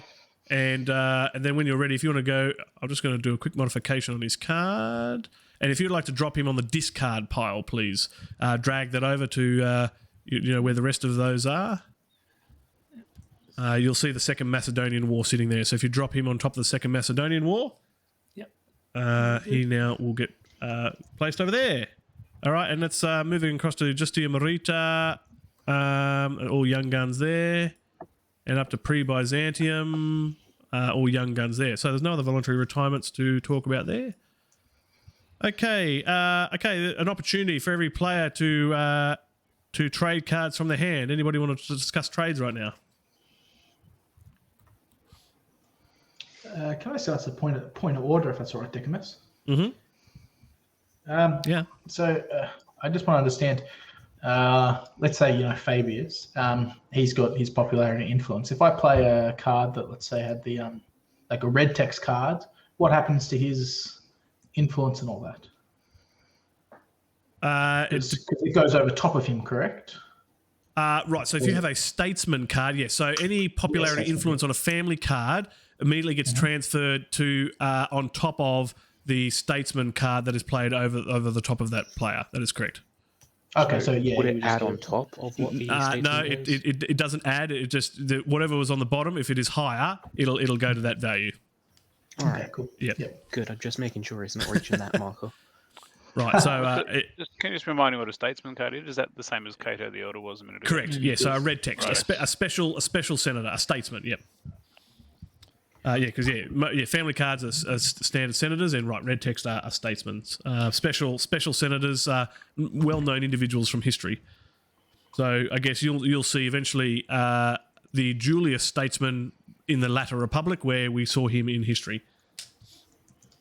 Okay, nobody wants to do any trades right now. Okay, so now we're going to go again, starting with the highest ranking available officer. And when it comes to your turn as well, this is where we'll get an idea that victorious commanders will get the option to disband veteran legions if they should so choose, and they'll get that opportunity on their turn. And you'll notice that the declaration comes at the end, but I guess we get some sort of idea, because if a commander decides to disband his legions, then we'll know that he's definitely looking to return his legions back to Rome. So that's a sort of a clue in there, as per the order in the rules. Okay, so to the Erudite faction, starting with you, would you like to play any statesmen and/or concessions or cards at this point? Yes. Okay, feel free to drag it into your play area. Let's have a look. Yep. I can hear typing. Who's that? That's a very loud keyboard. That's me. I'm muting myself. Okay. We'll allow Erudite faction to play a card. Yep. We'll just see what that is. It looks like it will be destroyed, I think, anyway. But sorry, I'm trying to figure out how to play it. Yeah, right, just drag it from your hand onto your play area. Yep, that's it. And then right-click flip, as you normally would. Oh, no. Sorry. You're right. Just put it in. Yep.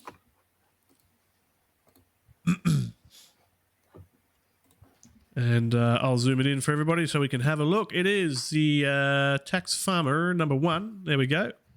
And we will note it's susceptible to destruction from the Second Punic War, but nonetheless it's there. Now I'm just going to change the order so you can put that in behind Plateus. It looks like you're assigning him to. Yep. Very good. Any other cards you want to play at this time? No. Okay. House of Incognito. Playing any cards at this point? Absolutely not. Not at this time. Okie dokie. Down to Fortuna's Despair. Any cards you'd like to play at this point in time? No, there's not. I note there's a random 11th fleet next to your faction treasury. Do you want to go put that in the active forces pool? I don't think it's supposed to be there. And you're not playing any cards. Down as opposed to up. It's not a part of the fleets. No, so not the active forces box. Down in the forces pool. That's below you in the Senate phase section. I think it's one of the old discarded fleets that just ended up a bit rogue. Okay. House of Julii. Would you like to play any cards at this point in time? No, I'm fine, thank you. Okay. And just the Emerita faction. Would you like to play any cards at this time? Not at this time. Okay. And up to Pre-Byzantium. Would you like to play any cards at this time? You've muted yourself. Just be careful. Make sure you unmute first. Yep. Yes, please. All right. She'll pop it down. Okay.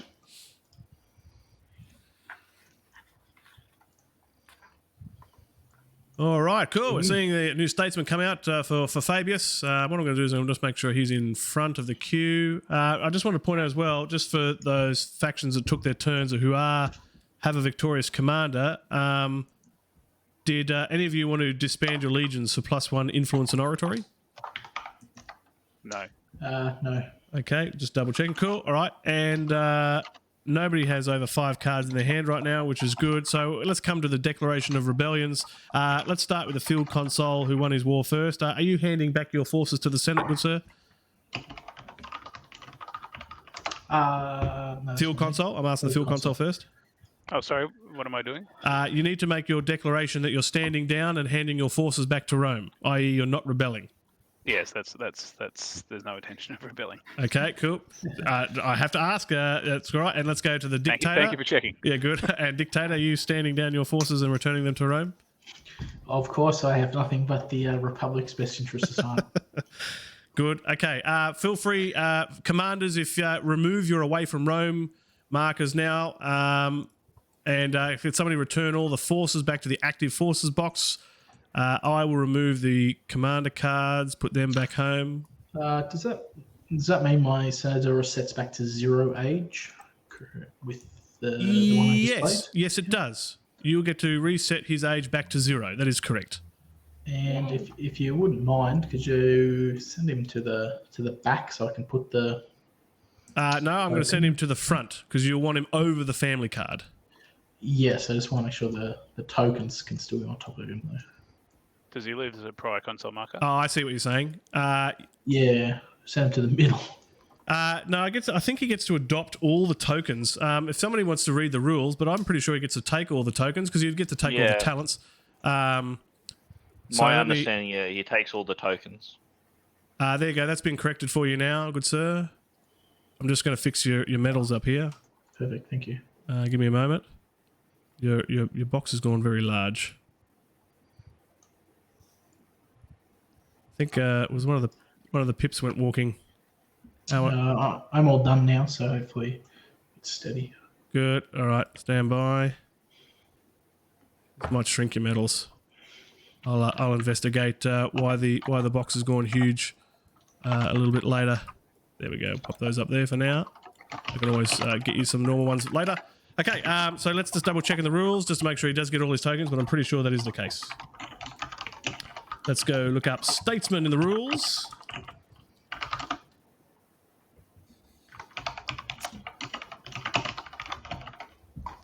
Do-do-do-do. Whoever finds it before me gets a bonus point. There we go. Concessions, wars, Statesman Senators Rule 1.07.312. I win. Senator cards is aligned alphanumeric, red text. Yep, we know all about that. Content to play either at the start or during the revolution phase. Yep. Okay. When a statesman is placed on the family card, the statesman takes over any influence and popularity ratings on the family card that are greater than his own, which was the case here, and all of its concessions, governorships, knights, and other markers. Note that the statesman's military rating, oratory, and loyalty ratings, which are less than those of the family card, remain equal to the statesman's printed rating. Cool.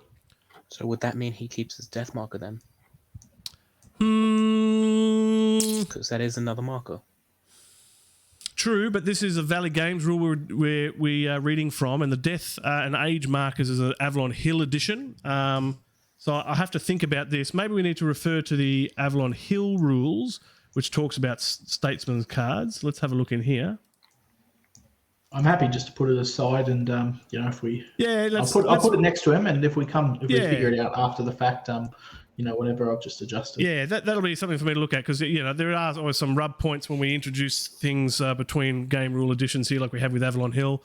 I certainly am leaning towards not applying the age token purely for the fact that the playing of the statesman is considered a new senator here, and he was freshly drawn. But right, the same argument could be made that the rules are specifying that all tokens are received. So I'll do some investigating from the Avalon Hills rule side, and then we can work that out later. That's not a biggie for us to be too concerned with. And when we do the aging process, it's not going to have any effect on him in any great regard. So that's all done there now. So we've now concluded our revolution phase. Time check, 10:15. All right, we're still doing okay. So noting we've got a hard finish at 11:15. Let's now move into a new year and move into a mortality phase. Imminent war activation. Let's go to Marcus Decimus. If you'd like to activate our imminent war, please, to the active wars box. And I note we've still got forces in the active wars pool. Somebody hasn't brought them back yet. Who are our commanders? I should do that now. Yep, somebody bring those back. I'm just removing the purple tokens now and there. Sorry if they're going to pass through your area. Give me a moment. How do you do it all so quickly? We zoom out a little bit. So you need to zoom out. It's easy to move things in one foul swoop quite often. There we go. I can see the forces moving back in. We should make that a responsibility. So if the commanders are returning, then they are to move their own forces back to the active forces pool upon their return. I think that'll keep things clean. Maybe the Senate might consider that a resolution in a future Senate. Okay, so we've now activated our imminent war. Has Marcus Decimus, have you moved that up for us yet? There we go. Off it goes. In the active forces, active wars box area. War exhaustion. While you're moving around there, Marcus Decimus, do you mind aging the Second Punic War up to 2, please? We've been our war expert, so we see the Second Punic War age by 2. Just need that race to the front when you get a chance. Certainly can do that, that's for sure. Raise to front. Good. Okay, now we're going to do our aging senators. All right, you guys know the deal here. Please be very careful. Make sure you're aging up your senators correctly. So if they're a 0, they get a 1. If they're a 1, they get a 2.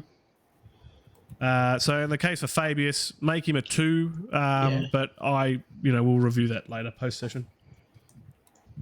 So the Aurelius the Younger, he would stay at 0, wouldn't he? He's not a 1. No, he'll get a 1. So because he's already 0, he'll get a 1. Yep. Okay. Just through the balance of how things occurred. So yes, he'll get a 1 here. Goodness, we're trying to find a 9.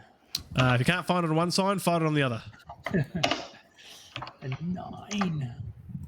Yeah, no, that's phenomenal. That's quite age. What's that, Fulvius, right? Yeah. Priest is obviously good. His wife. A ripe old age. 1, 6. That's very good. While you guys are aging up, we might run a commercial break. We'll be right back soon for those non-subs. And if you are a sub, you can watch us do some stuff in the background and do some admin. Very good. So I think the subs don't have to watch the commercials, I think is how it works. I don't know. If one of the subs are in channel, you'll be able to tell me. Good, okay. All right. Aging our senators. Anybody need any help? Everyone doing all right so far? Just slowly ticking through? Yeah.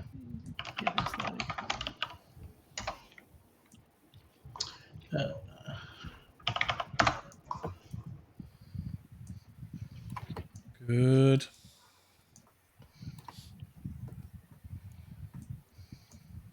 Yes, the House of Julia has often had more senators to age. One less now that Cato the Elder is not around. What I would like to see is the HRAO roll some senators back from the repopulating Rome spot in the Curia. Be nice to see them come back. Maybe we could bring back Aurelius. Send him back out there. Man, I lost my markers. You've lost your markers? Yeah, All I'm right, if going you'd to go like back to, and get some new ones. or you can request somebody to aid you. No, I'll go and go back and get some more. Sorry. Okay. There'll be some random death chits somewhere on the board. All right, if you find some random death chits, if you'd like to pop those back on the side somewhere, that's okay. Just take your time, everyone. Those tokens are easy, right? I can always print more. It's the cards I get worried about. Like the blackmail card, which has been minimized to oblivion. I suspect that's what's happened, is it's been minimized. It's probably what happened with my state treasury when I right-clicked it, when it shrunk. Yeah, I think so. I mean, I don't want you guys to try, but I'm hoping you guys don't have the ability to resize. I'm hoping that's only a me thing. I mean, I can attempt again with the faction treasury if you want. Yeah, that's the safer. I don't know, just click on your faction treasury there, Quintus Octavius, and see if you can resize it. Doesn't seem to be working. Good. Yeah. So So if the card has been resized, it's purely my fault. So in one of my spurious movements, I've shrank the card to oblivion. Done. Oh my God, was everyone waiting on me? I'm finished. No, it's okay. You're finished now. Doing it. Yeah, there's still one going down here, House of Julia. I think I've finished yet. Okay. You let us know when you're finished, and then we will continue on. We'll do some other aging rolls. So for those that I've uploaded 2 versions of our little cheat sequence sheet today. So for those that have actually got version 21.5 in front of them, you'll notice now in the aging senators line in the mortality phase, in brackets there, it says this is not this role that we're about to do, this aging role for elder senators, is not affected by evil omens. And now we were using evil omens in that previously, but that's not supposed to be the case. So if you actually look at the Avalon Hill rules on aging senators, it specifically mentions that evil omens don't affect this role. So I've now included that in the cheat sheet as a reminder. But there's no evil omens anyway, so. Decimus, are my medals really small? Yeah, they are. I'm not sure what's happened with your medals. I had to shrink them because the hit box was so large it was taking up lots of spaces in their current size. I don't know why it's done that. I see it actually. So what I'm going to do is I'm going to I don't know what's going on there. I'm going to reprint your medals for you at full size. So just leave them tiny for me in your play area, and I'll fix them up for you because I'd like you to be able to have them on display. But that's on my to-do list here. You can fit them all across your chest. Yeah, that's right. Because it'll be nice to see who gets the most military medals at the end of the campaign. I believe currently it's Marcus. He does have a few, doesn't he? I believe he has 7 or 8. Okay, is everybody finished aging their senators? Yes. Not waiting on anyone. Cool. All right, let's start with the HRO. Let's go double check our aging and elder senators. So I think, again, all young guns there. Nobody needs to be aged there. We've got a 2, a 4, and a 2-year-old. All right. Cross to House of Incognita. We've got a 1, a 5, a 2, and a 4. Good. Down 2. Fortune is to spare. We've got a 4, a 4, and where is Furious? Has Furious got a marker? He did. I don't know what's happened to it. Yeah, Curious. It'll be 2, I think. Unless it went behind his card, maybe, potentially. All right. Curious. Random. All right, but he's a 2, but that's okay. Moving on for me. House of Julia. We've got a 1, a 6, a 4, and this one a 9. So Fulvius. Wow. Yes, what do you want? That's an old guy. Quick, man the torpedoes. What? Put on our tuxedos. I want some taquitos. Okay, so normally, normally you'd be rolling. So on a age 7, you'd be looking not to get a 6. On an age 8, you'd be looking not to get a 5 or a 6. On an age 9, you don't want to roll a 4, a 5, or a 6. All right, so you want to roll a 1, a 2, or a 3 to keep Fulvius kicking. So at your leisure, roll a 1d6. Come on, Fulvius. Let's see if he can hang around. Unlucky. Man, that was close too. So close. Unfortunately, one glass of wine too much. One glass of wine too much. Drinking to the good work of Aurelius is health. So if you could kindly clear Fulvius's tokens, please, the priesthood and the age token away to the side. And we will do the normal process of your unopposed persuasion attempt to see if you get to keep him in your faction. Yep. I'll wait just a moment while you clear tokens. And again, no talents here for us to consider. Nope. And he was dedicated to the priesthood. He was very, very dedicated. So again, a 2d6, please. Roll less than a 10. Yeah, good. Priesthood helped him. He's back. He is back, and his son or his grandson will continue on. So Fulvius will stay with your faction. His great grandson, even. Yeah. Okay, Justin Marita, we have a 4 and a 3. Nothing to worry about there. And Pre-Byzantium has a 2 and a 4. Nothing to worry about there. Okay, I think we've aged everybody in terms of senators. All right, and we've aged wars already. That's done. Okay. Let's 21:55. Watching the time, we are now going to move into our rebel phase. We're now going to move into. Let's go to that one. The revenue Something phase. on the mind. Yeah, we're now going to move into the revenue phase, ladies and gentlemen. So, governors, leave your work there for a minute. But in terms of everything else and everybody else, please go ahead and do your normal revenue raising. So, 3 talents for a faction leader. 1 talent normally for income for every individual senator, an additional 1d6 for the Pontifex Maximus. Don't forget to take all of your concessions, please, folks. Add that to your totals. We'll do governors in a minute, so don't worry, governors. Just take your standard incomes for the moment. And knights. Don't forget you can take all of your money for your knights that you have as well, okay? And like I said, you can also do your redistribution step now as well. So to and from your faction treasury is permitted. And if you are talking and trading with other people now, whether that's from a public or private deal, you may also trade money between factions now also. So take an opportunity to do that. Please make sure you're grabbing the correct talents. I've been finding talents in the wrong talent pools. So just have a read of what the talent number says underneath in writing. Make sure you're grabbing the correct amount. The money's gone astray. The banking system here is horrible. Did the concession go to the senator with the card, or can they go anywhere? I mean, that is correct. The concession earned goes to the senator's personal bank and onto the senator's card, but I'm allowing for the redistribution step to be simultaneous here. So if you have an intent to move that to another senator or move that to another player or to your faction treasury, you can do that in one foul swoop. That's not a problem. Okay. But yes, by the books, by the law, it goes to the individual senator who earned the concession. In previous games, I made these very distinct steps. Everybody earned the money first, and then they redistributed. But I've allowed it to all do it as one moment here. Oh, we're seeing some gifted subs come through here. See some Pronius are gifting 2 tier 1 subs to the community. They're totaling 32 now in the channel. Awesome for Kaios314 gets a sub. And See the Rocks 92, who's been in the chat with us this evening, also gets a tier 1 sub. Well done to you guys. Make sure you thank Sempronius Agricola in chat for your subs. That's awesome. Gratias Tibiago Sempronius Agricola. Excellent. That's money during the revenue phase. That's very good. The joke is not lost. Okay, anybody having any issues with money? So when I look around... One question. Yes. The land commissioner concession, does that come in now, or is it come in at some later point? No. So if you've got the land commissioner concession, you are collecting now. That is correct. Oh, thank you. Good. Now, when I look around, make sure your money is attached to a senator or in your faction treasury. I shouldn't see vacant money lying around. Now, I'm happy for it to be just immediately beside the senator, for traffic and visibility.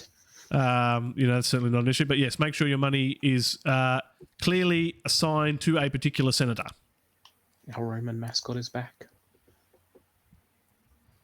All right. Anybody still danking?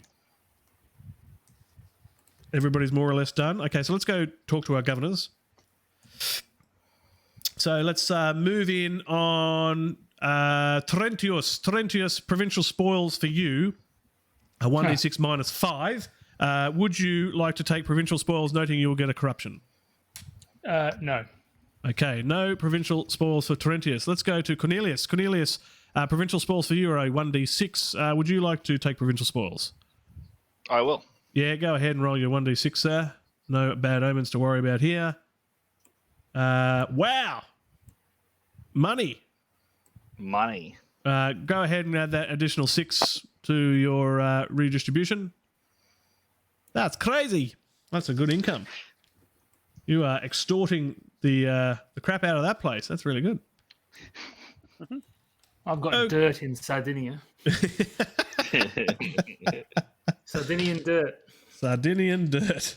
All right, let's talk about province development. Okay, so let's start with Terentius again. Now, Terentius, you're going to attempt to develop Sardinia at Corsica. Hopefully get more than dirt. So on a roll, because you're not corrupt, on a roll or a 5 or a 6, we will see it develop and you'll get influence to boot. So please roll a 1d6 and get a 5 or a 6.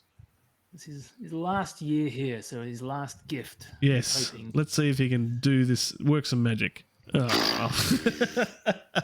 No, sadly not. Terentius the dirt farmer. Cornelius also gets an opportunity, but he has to roll a 6 because he's corrupt. He doesn't get the added bonus. So Cornelius, please roll a 1d6 and get a 6. No development for Sicilia. No province developments there. Okay, folks, let's grab our pens and papers or calculators and do our running totals. We'll start with the blacks and then finish with the reds, and then we'll get our running state treasury totals here. So, starting with, in the positive, state revenue is going to be starting with a plus 100 on our book. So, for those that are helping me add and with calculators, put a plus 100 at the top of your page. And we're now going to go check for contributions around the table. So we're going to go through, starting with the highest ranking available officer was now back in Pre-Byzantium. Pre-Byzantium, any senators that would like to make a donation to the state treasury today? No. Okay, moving across to the Erudite faction. Anybody making a donation to the state treasury today? Mark Redia. Yeah, Plateus will donate 10. Plateus is going to donate 10 talents, so we're going to add plus 10 to our running total right now. And 10 talents gives 1 influence. So if you'd like to bank that 10 talents from Plateus and bring a number 8 token back with you, you can pop a number 8 onto Plateus. He gets an additional 1 influence for making that kind donation to the state treasury. So nobody, don't worry about changing the physical state treasury for the moment. We're just going to add that to our running total, which is good. So 10 talents there. Okay, nobody else seems to have some money, so we'll move on from there. Let's go across to the House of Incognita. Anybody making donations to the state treasury today? No, there will not be.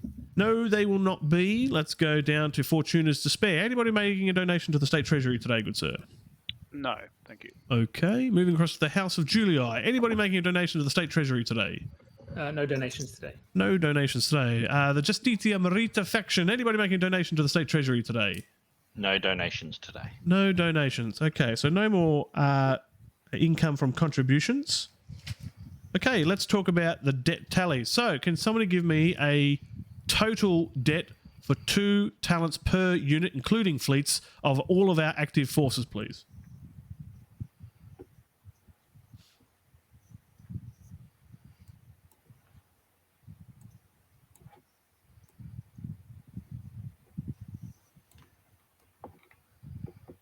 Okay, I've got a number. 62. Anybody else? So our numbers disagree. I had 58. All right, so we got 21, 22, 23 legions. 24, 25, 26, 27, 28, 29. Double, yes, I was incorrect. Okay, we're going to see minus 58 talents for the upkeep of our legions and fleets. Mm-hmm. Very good. Next from there, we're going to look at for our active and unprosecuted wars. So let's scroll up to our box there. So for active and unprosecuted, we've got 2 up there. So we're going to see a minus 40 talents. So that run so far. And now we're going to scroll down to land bills, and we can see a 20 talent fee for a type 1 land bill. So we're going to add another minus 20 to our running total. If somebody would like to remove the land bill token, please, and put that back with the pool available. Thank you. Very good. Okay, I think you'll find it down the bottom, I think, isn't it? Yeah, good. And that's done there. So now let's go up to the governor provinces again, and let's have a look at state income. So, starting with Terentius, please. We see the minus 1d6 minus 1. If you could kindly roll your 1d6, please, and roll, I think, as small as possible. You're going to roll 3. a 3. So we're going to minus 3 minus 1, which is minus 4. So we're going to add minus 4 to our running total for the upkeep of Sardinia at Corsica. Now we're going to go across to Sicilia with Cornelius, the governor, with a state income of 2d6 minus 2. So Cornelius, please roll a 2d6, please, as high as you can. You will roll an 8 minus 2, which is 6. So we're going to see a plus 6 talents to our running total. So that is the provinces there taken care of. All right. That is the... now, can somebody give me a running sum of that list? What do we got? Minus 6. Minus 6. Minus 6. Oh. Really? And Fascinating. I was the only one who donated. I'm like, oh, isn't anyone going to donate? Let's have a look. Yeah, 110. Yeah, the 50. Yeah, the unprosecuted active wars plus the land bill were and of course the 58 talent upkeep were the big factors there. All right, so can somebody please reduce? I think somebody's already doing it. Minusing 6 talents from our state treasury, please. Has been done. Who did that? Sorry. Me. That's good. All right, that is now all the income work done. So let's go back to our governors again. Lots of work for our governors. Plenty of administration to do. It's not a sit-down job.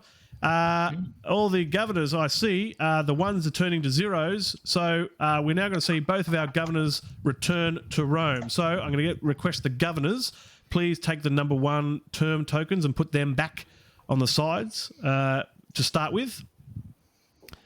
Your commander tokens, you can put up the top section under, you can see right at the top of the map, but you can feel free to do that. And then place your province card into the Sandpit Forum, please.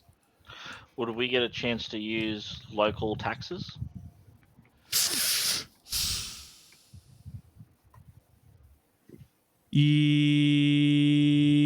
Yes, because that happens before the return.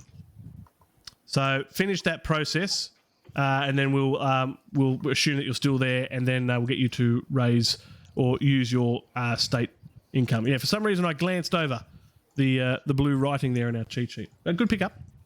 We caught it.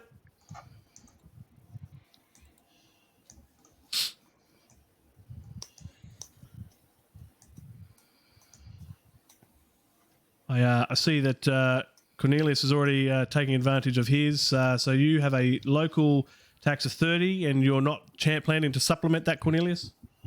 Not at this stage. Okay, and you're choosing to raise 3 provincial legions. That'll complement your 3 fleets that you already have.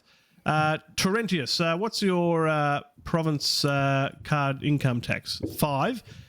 Did Terentius have any personal funds he wanted to contribute to that? No, he does not. No, and he can't do anything with that anyway. All right, so that's fine. So both the province cards have now returned to the State Forum. The governors have concluded their duties. So you naturally remove your away from Rome facades now. You can put them back. And please re-update your Senate faction vote tallies now that your governors have returned. Or Cornelius will keep his corruption for his governorship. But at least you're back in Rome now. All right. Of course, the provincial forces will stay in the province, awaiting the next governor. Noting Corsica and Sardinia didn't have any. But something for the future governor to consider, maybe plussing up some cash. And I'm going to just double check. What's the, let's see, what is the dimensions we had on the other province cards? 300 by 200. Let's make the other one the same. Set dimensions 300 by 200. Make it a little bit bigger so we can see it. That's better. 3 provinces to assign governors to. Interesting.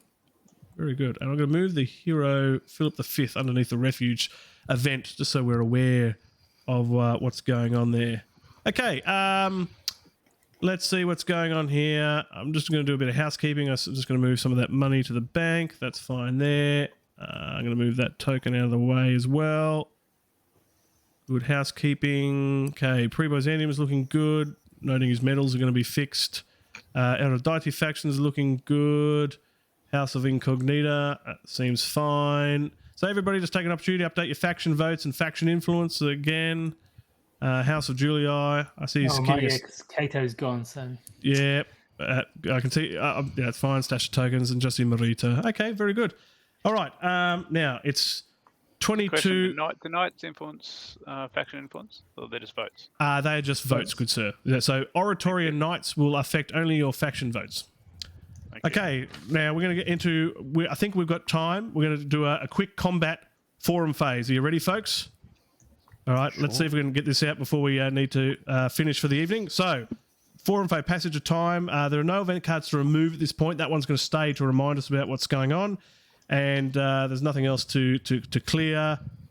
Okay, we're going to start with the initiatives. The highest ranking available officer in Rome right now is Pre-Byzantium. 2d6, good sir. Let's see it.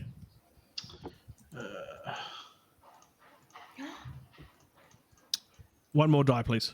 2d6. Oh, sorry. Yep. Feel free to know. Okay, we got a 9. So you're going to draw a card from the deck. Usual deal. Don't click on the deck. Just hover. Let me reveal the deck to you. There it is. Oh, hang on. There's 2 decks showing. Stand by. I don't know why there's 2. Hang on. Don't do anything just yet. We've got multiple decks for some reason. Senators away. Let me clean things up a bit. There we go. Okay, there we go. Deck is available for you. Please draw at your leisure. Don't click. Just you know the weird deal. Now this card will feature as a separate card in your hand. There you go. You've got it. Yep. Red text or black text, sir? I believe it's a red text. Just send a message to check. Yep, sure.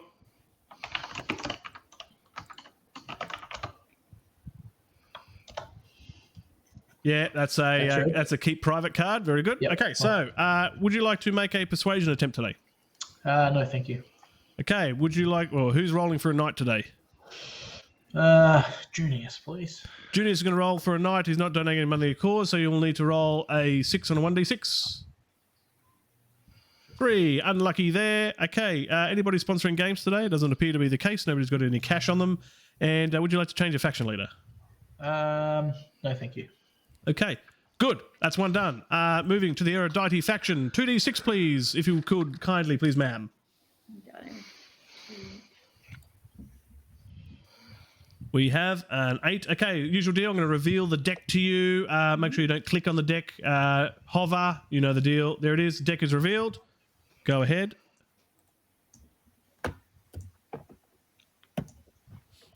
Good, you've got it. Is it red text or black text? I'll have a look. Yep. Take your time. It looks really bad. Yep, so that sounds like a black text card to me. Feel free to drop that in the sandpit. Oh. We can have a look. If you're not sure, would you like me to have a... I suppose I'll go no, it doesn't look good. Okay. As long as you're sure, drop that in the sandpit for us and flip it over. He's like, nah, yeah, nah. No, yeah, no, you guys are going to die. All right, so revealing this card for everybody now. We have drawn the first Sicilian Pirates. Now, this is inactive until attacked or matched. Creates or worsens drought conditions. I've got that drought back again. But a victory here against this particular war will create a province of Sicilia et Cyprus, which would be quite lovely. It's a big fleet combat-based war by the looks of it, and it'll give you 10 talents should you be victorious. So if somebody wants to kindly drag that to the inactive wars box, please. Yep, somebody's doing it. Very good. Put that down next to the Lusitanian War. For some reason they want to attack Sardinia. Yeah. Noting when that becomes active. Yes. Okay, Erudite, let's finish your turn. Would you like to make a persuasion attempt today?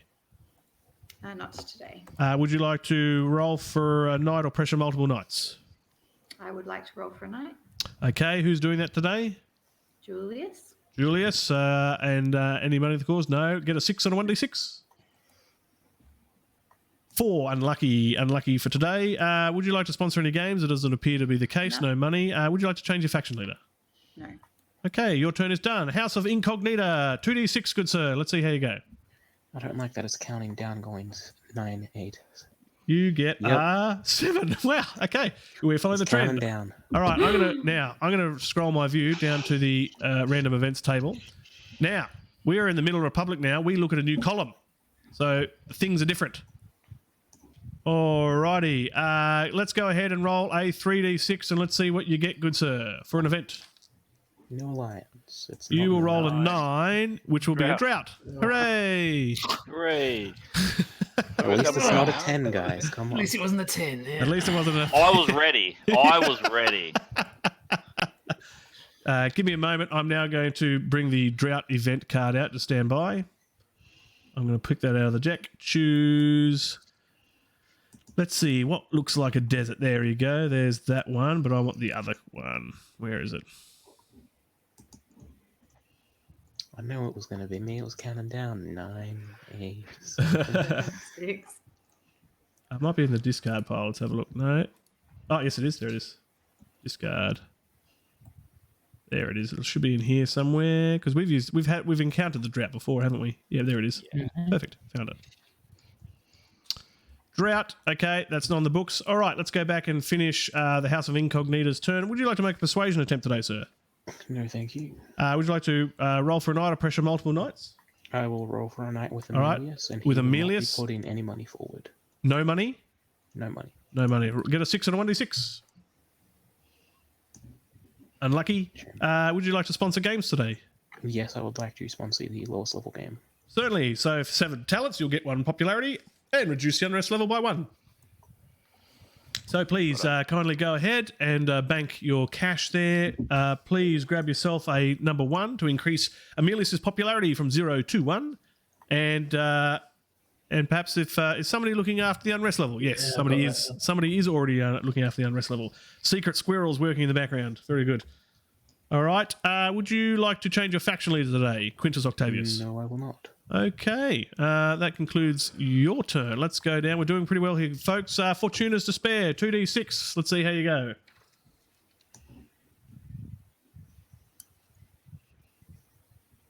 You will get an 8. All right, so I'm going to reveal the deck to you. You know the normal shenanigans. Try not to click the deck and draw a card. There we go. The deck is revealed to you, good sir. Go ahead and draw. Good. It's in your hand. Red text or black text? Red text. Cool. You'll keep that private in your hand. Okay, let's continue on with the rest of your initiative. Would you like to make a persuasion attempt today? No, thank you.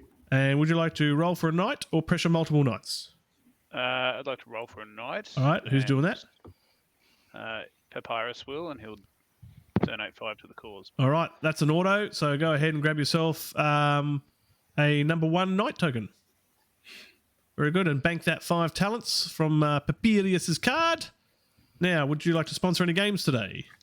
No, thank you. No sponsoring of games. And would you like to change your faction leader? No, thank you. Okay.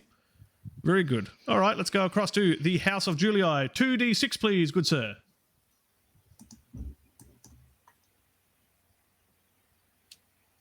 It's a 12. Card. Nice. I need You a get to card. draw a card. All right. So again, I've had one card this entire game. all right. One black The deck is revealed, good sir. You know the motion. And the one card is going to be a war card. I need the assassin card. All right, Yeah, you've that's got true, it. we All do. right, is that red text or black text? It is. Waiting. It's a black text, which is so typical. Oh dear. All right, if you'd like to drop that in the sandpit for us. Mm-hmm. Sounds very displeased. Wow, I just wanted something to play with. Oh, wait, I'll put the right one in. Right, hang on. I'm just going to make sure I get the right one. Yep. Take your time.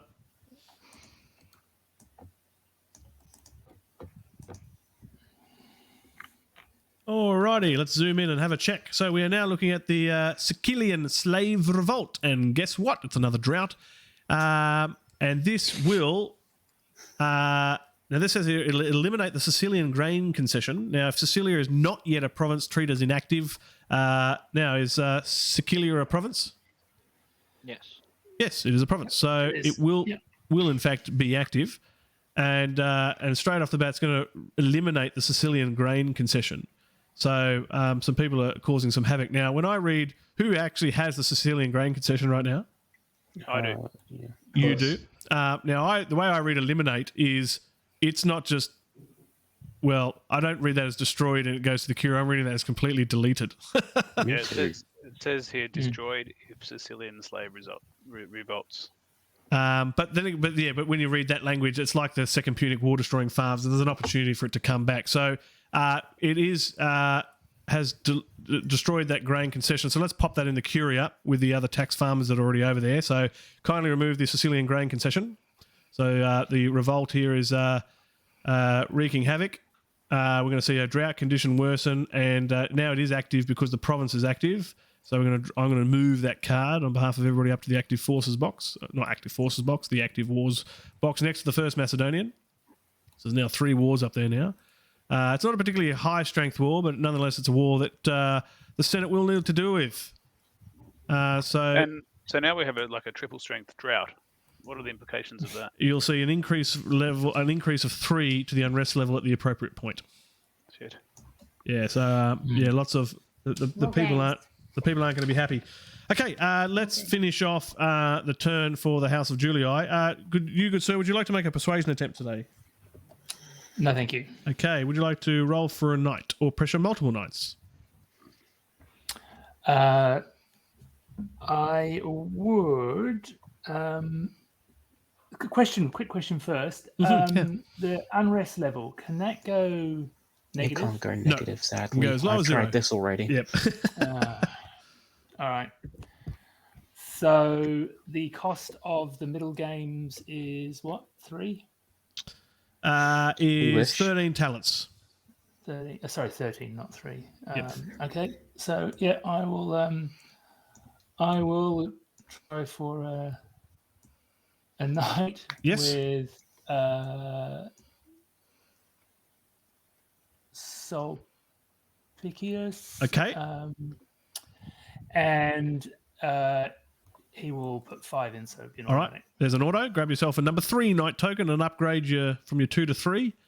And bank that 5 in a set. Yep, that's fine. All right. And what games are you looking to do today? I'll do the middle one, the 13. Great. All right. And so while you're over there grabbing yourself a number 3 knight, you're going to grab yourself a number 2 popularity token. Yep. And for somebody who's, unless they've already started working it, decrease the unrest level by 2, please. Somebody done that yet or is working to do that? I'll do that now. Okay. So it appears to take us to 0, which is good. You know, if we could go negative, it would have been great at that starting point. Right. I had the money there for it. Nice. Wanted to see some gladiators. Ching. Yeah, everyone loves a good battle. Right, so Sulpicius is now going to go to 2 popularity. He's now going to have 3 knights. That's very good there. So while you're continuing to do that in the background, are you going to be looking to change your faction leader today? No. Okie dokie. All right, let's go across to the Justia Marita faction. 2d6, good sir. Thanks. It's an event. So let's go down to our events table. Zooming in to the middle column for the Middle Republic. 3d6 when you're ready, Marcus Decimus. He will roll another 7. Ooh. Mob violence. So they weren't impressed. I wish I wasn't in Rome right now. Yeah. All right, I'm going to draw this event card and let's see what happens. So bear with me a minute. Gave them a games. Where's my event deck? There it is. Events deck. I'm going to choose a card. I'm going to look for the mob of angry people. This is the point where we can volunteer to leave Rome temporarily. Just going to make sure I pick up the right one Sardinia here. is looking good right now. No, Holiday in the provinces. That's Eternal Disorder. I don't want that one. I'm regretting returning home. Yeah, that's what I was thinking. This is the one I want. This one here. Join Cato the Elder. Yeah. He's got No, that's civil. That's civil unrest. Maybe that's not the one I want. Hang on. What are we looking for, mob? Yeah, mob violence. Mob. I found 2 cards, but neither of them are mob violence, unless there's been a name change in the event deck that I'm not aware of. I'm just having a look now. I've got civil unrest out. You want to check your physical deck too, there, Marcus Decimus. Sure. I'm just having a check of cards here now. Oh, okay. So there's so for some reason the card it might be called civil unrest here. I'm just checking the events table. There might have been some an update that wasn't applied across all areas. So mob violence. Draw mortality chits equal to the current unrest level. Only those senators in Rome whose popularity is less than the current unrest level can be killed. So all I'm okay, so hearing it's is not it that doesn't card. matter. 0. So just keep that card handy because if somebody wants to go into the actual deck I've got out at the moment and help me find it, for some reason I can't find the mob violence card. I can't see it. The ID on the card is 171-1. All right, so let me have a look at this. So that's If that helps. I can find the -2, so I can find its upgrade. Yeah. Mob violence, there it is. There. Okay, so I don't know what's going on, but I found it. Okay, there we go. A bit fiddly. I found it. All right, so let's bring this up again for everyone to have a look at. In fact, they were happy about the games. We're all happy too. Draw mortality chits equal to the current unrest level 0. Only those senators currently in Rome and whose popularity is less than can be blah, blah, blah. Great. So I see no effect there. Hallelujah. Now that we've finally Kudos managed to to find those that who event threw card. games. Well done. Yeah. Yes. All right, let's I'm finish glad off the I turn did for one too. Justia Marita. Are you making a persuasion attempt today, sir? Not today. Would you like to roll for a night of pressure multiple nights? I am going to roll for a knight with 4 talents added. Okay, so you that's almost there. So you really need to roll anything but a 1. Yes. and you get it. So there you go. So go ahead and bank those talents for me and grab yourself a new knight. Who was that for? Quinticus, I'm That assuming. was for Quintius, yes. Yeah, he's the only one there with some cash. I'll give you a moment just to do that. Thank you. Mm-hmm. All right, that's been moved across. Good. Would you like to sponsor any games today? Not today, thank you. Changing faction leader? Negative. Okie dokie. Let's put Rome in order, ladies and gentlemen. We've gone through everybody's initiative. Everybody holding an office right now. So that's somebody with a purple token. Please grab yourself a corruption marker. One of the red corruption markers. Make sure you don't grab a governor corruption. It's one that's got text underneath it. You'll know it. Just grab yourself a standard major red corruption marker and place it on your senator that has a purple office token. So just take a moment to do that, and then I'll have a quick gander. So Plautius will need one from Marcovedia's faction. The Dictator from Pre-Byzantium will need one. The Master of Horse, Aemilius from the House of Incognita, has one already. Good. The Rome Consul Papirius from Fortunus Despair, he's got his. Good. The Censor Sulpicius from the House of Julii will need to grab his. Good. It's coming. And I can see Quinticus has got his as Pontifex Maximus. Okay. Everybody seems to be good there. Perfect. Now, the Second Punic War and the Gladiator Slave Revolt are active. And noting Hannibal also has to roll. So we're going to roll, well, 2 here. I don't think we'll do any additional rolls for the Sicilian Slave Revolt. It just outright destroys the Sicilian Grain Concession. Yeah, that's fine. So we're going to do 2 lots of rolls. 1 for Hannibal and 1 for the Second Punic War to see if any tax farmers are destroyed. So if I could ask the Dictator, Fabius, if you want to grab yourself a 1d6, please. Let's start with the Second Punic War. 1d6. And if you want to roll that, does anybody have tax farmer 5? Or unless it's already destroyed. Is it? Nobody got tax farmer 5? Let me just double check the pile. Yeah, already destroyed. Yeah, already destroyed. Okay, cool. All right, let's roll for Hannibal. So Hannibal's going to roll to destroy some stuff now. Dictator again, if you could roll a 1d6.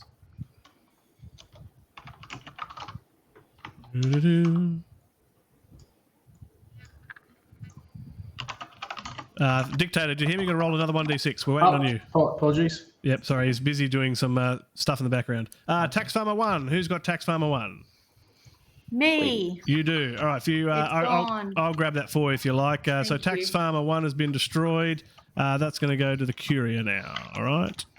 I'm going to send that to the back there behind the destroyed concessions. Okay.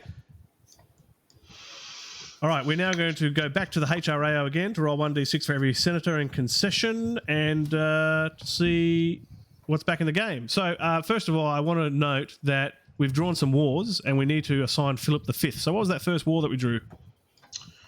It was the my one. Sicilian pirates. Yes. Okay. So because now that's normally an inactive war, right? But because we're assigning Philip V to that war, the way I'm interpreting this is now that the first Sicilian pirates now becomes active, which is an interesting mechanic, and it's not specifically mentioned, I guess, in the rules. But when you normally see an enemy leader assigned to a war, it becomes active. Now, again, we'll check this off session, but at the moment, I'm going to presume that the Sicilian pirates is now active, and I'm going to bring this up to the active wars box up here. Okay. And thankfully, we don't have to worry about active wars and losing. So that's pretty precarious if that is in fact the case. So I'm highlighting this to Alan Richborough to consider in his review, or whether Philip V goes and stays inactive with the first Sicilian pirates. But I suspect it gets activated here. So what that means is you guys will absolutely 100% need to defeat at least one of these wars in the next combat phase, otherwise you will lose because of the 4-war tally. Okay, so now let's go back to some rolls. So Dictator, are you ready? Yes. All right, let's start with Senators. Let's start with Calpurnius. You need to roll a 5 or a 6 to revive him.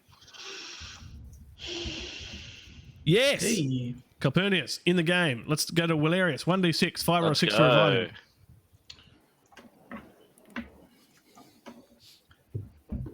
Unlucky. Valerius will stay dead. Okay, let's go to our Tax Farmer concessions. Let's start with Tax Farmer 2. A 5 or a 6, please, sir.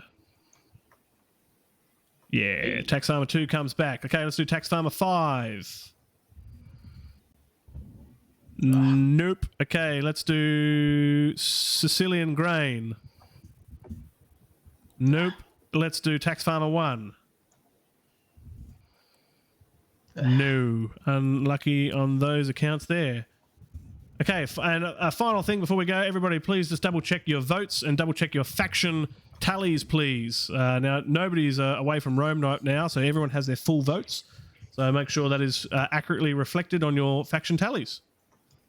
And we are going to leave it there for the day. At the end of the forum phase, we'll start with the population phase again next turn. So we got through a whole cycle, and we've finished at a good time for us here this evening. Any questions from our senators before we wrap up? No questions. Thanks to Clout Gang Click Like for the beverage time redemption, 100 channel points there. Thank you. That sip of drink goes out to all of you today for a good session. Very busy, lots of things happening. Great effort again today. I'm all very impressed with your continuing efforts. We've gone through 8 episodes now, and roughly 3 hours a session. 8 threes. What's that? 24. 24. Yeah, right. So 24 hours worth of gameplay. That's a very long game that we've been playing so far. Just a tad over a third of the game played. A tad, yeah, that's right. We're only just a smidgen, probably about near a third, 35% way mark of getting through the errors. So very good. We're going to wrap up there. Those in chat, don't go away. I'm going to do my usual end of session review, but I'm going to take a brief moment to let us transition. I'll change my camera over, and I'll say goodbye to our senators in the background. So please hang around, don't go away. We'll be right back. Say goodbye. Walete, senators. Say walete. Okay. Okay, we are back. Volume check, 1 2 1 2. No technical issues. Good. Boy, what an interesting start for us here, and another interesting session with all of our senators in Rome. Well, what are my thoughts after that session? First of all, I think we can't go past without mentioning the 2 great victories in the combat phase. We saw the defeats of both the Second Macedonian War card, and that was a pretty strong war, and the First Illyrian War, which helped to get one of the drought effect markers off the books. They prosecuted those very well, some very strong victories there, minimal losses, and getting that Second Macedonian War off was good because we saw the activation of the First Macedonian War come through, and that would have been a really tough war to fight with those matching wars. So they got that just in the nick of time. So well done to them on that one. Unfortunately, on the provincial war front, with the Second Punic War attacking the province of Gallia, Cisalpina, and Aurelius there holding strong, he couldn't hold out, unfortunately, this time, which is unlucky. So Aurelius unfortunately died in battle, but his son or great-grandson will continue the good work in the House of Julii faction there. Now, we've seen some interesting draws in the books now. There's quite a few wars out there now. We see the Sicilian slave revolt that's come up, the First Macedonian War, as I've already mentioned. The Second Punic War, of course, is still out there. Now, 1 strength stronger thanks to the inclusion of Gallia Cisalpina. Now that province has been taken over by Hannibal. And now the First Sicilian Pirates. Now, at the moment, we've made the assumption that because of the event refuge that has kept Philip V from that previous war, the first war drawn with that event was the First Sicilian Pirates, normally inactive, but because Philip V is now being assigned to that war, we're considering that war now active. The rules themselves don't specifically mention this, but whenever we see enemy leaders added to wars, it makes them active. So that is the case we've applied here, but we're going to check that post-game. The other factor that we need to check here is in terms of the Avalon Hill rules with aging senators is whether our new Statesman in Fabius Maximus needs to keep that age token or if he started fresh. And as I said at the time, my preference for him was he's got a new age, wiped fresh there, so he starts with 0, would be age 1 now after that latest mortality phase, as opposed to that. But, we'll have a review of the Avalon Hill aging senators rule and see how it applies in this case. But, where Valley Games and Avalon Hill rules match. But, we will have a look at the language concerning some of the mortality phase in Avalon Hill, and that might clarify things for us as well. Lots of money in the treasury, more or less, although they sort of had an overall debt there. They've still got 110 in the straight treasury. That's not too bad. They've got quite a large army out there. That's probably why they're not earning as much right now. and they'll be definitely looking to put those forces to good use. How many wars they might prosecute in the next round? They might be able to prosecute 2. I mean, I'm looking at the First Sicilian Pirates and the Sicilian Slave Revolt, but, that would be them putting off the Second Punic War again for another round. They were, I guess they continued to sort of put the Second Punic War by the wayside, trying to get other wars off the books, but we're just seeing those wars being replaced. I guess they are unlucky to draw 2 in this round. Very reminiscent of the early Republic, I think. And Unknown Stars in chat certainly reminding us that they could get a possible manpower shortage, which could affect them. So look, having a large amount of legions now already is good for them and their options later on when they consider those wars that they want to fight. Good to see that mob violence event draw that they had didn't affect them. They did draw a drought, but the unrest level again, they've done really well. They had that land bill. Would they have needed that land bill? Yes, that would have only made a 1 difference potentially. But that could have done a difference for the mob violence. So who knows? But look, I think they're managing unrest level really well. I think they keep getting victories. That's the biggest thing. And the occasional people sponsoring games and getting popularity. And the state treasury is quite healthy. Now, we need to have a talk about, before we go, one of the last things we need to talk about is Quintus Fabius Maximus, the new statesman that we saw played by the Pre-Byzantium faction under Numerius Aurelius. Popularity of 9, so that's phenomenal. But we need to talk about his influence. 30 influence, folks. He's at 30 influence. And I don't think the Senate truly appreciates just how much of in a danger zone they're in. And this guy is at maximum 2 years old. So he's still a young gun and already is at 30 influence. So part of the reason he got his influence is he's elected dictator twice and he got 2 victories, which all piles on the influence really, really quickly. Now, sounds like Numerius Aurelius' playstyle is quite loyal to Rome, but he could almost win accidentally here. Now, if he looks to donate to the state treasury any significant amount, and I'm looking at my sheet here, so come the next round and the next revenue phase, if he donates 50 talents, which he can't, that would get him the 7 influence. The most he could do is donate 25 talents to get 3 influence, but that then is only 2 away from the winning 35 influence marker. And that's very close. So 30 to the 35. He's only 5 influence away. So we have to be very careful, or the Senate needs to be very careful that, they're not going to award him another office. I think that's clear. And I'm pretty sure the Pontifex Maximus, who's in another faction, is not going to award him a priesthood. So there's one that they can avoid. They're not going to give him an office unless, of course, he has been saving up vetoes or something, and he starts to manipulate proposals so that he is left to be the only candidate. So the Senate could get stuck, and they may be forced to vote him in for something like, say, censor, perhaps. He'll get a Prior Consul marker when he loses his dictator office coming up.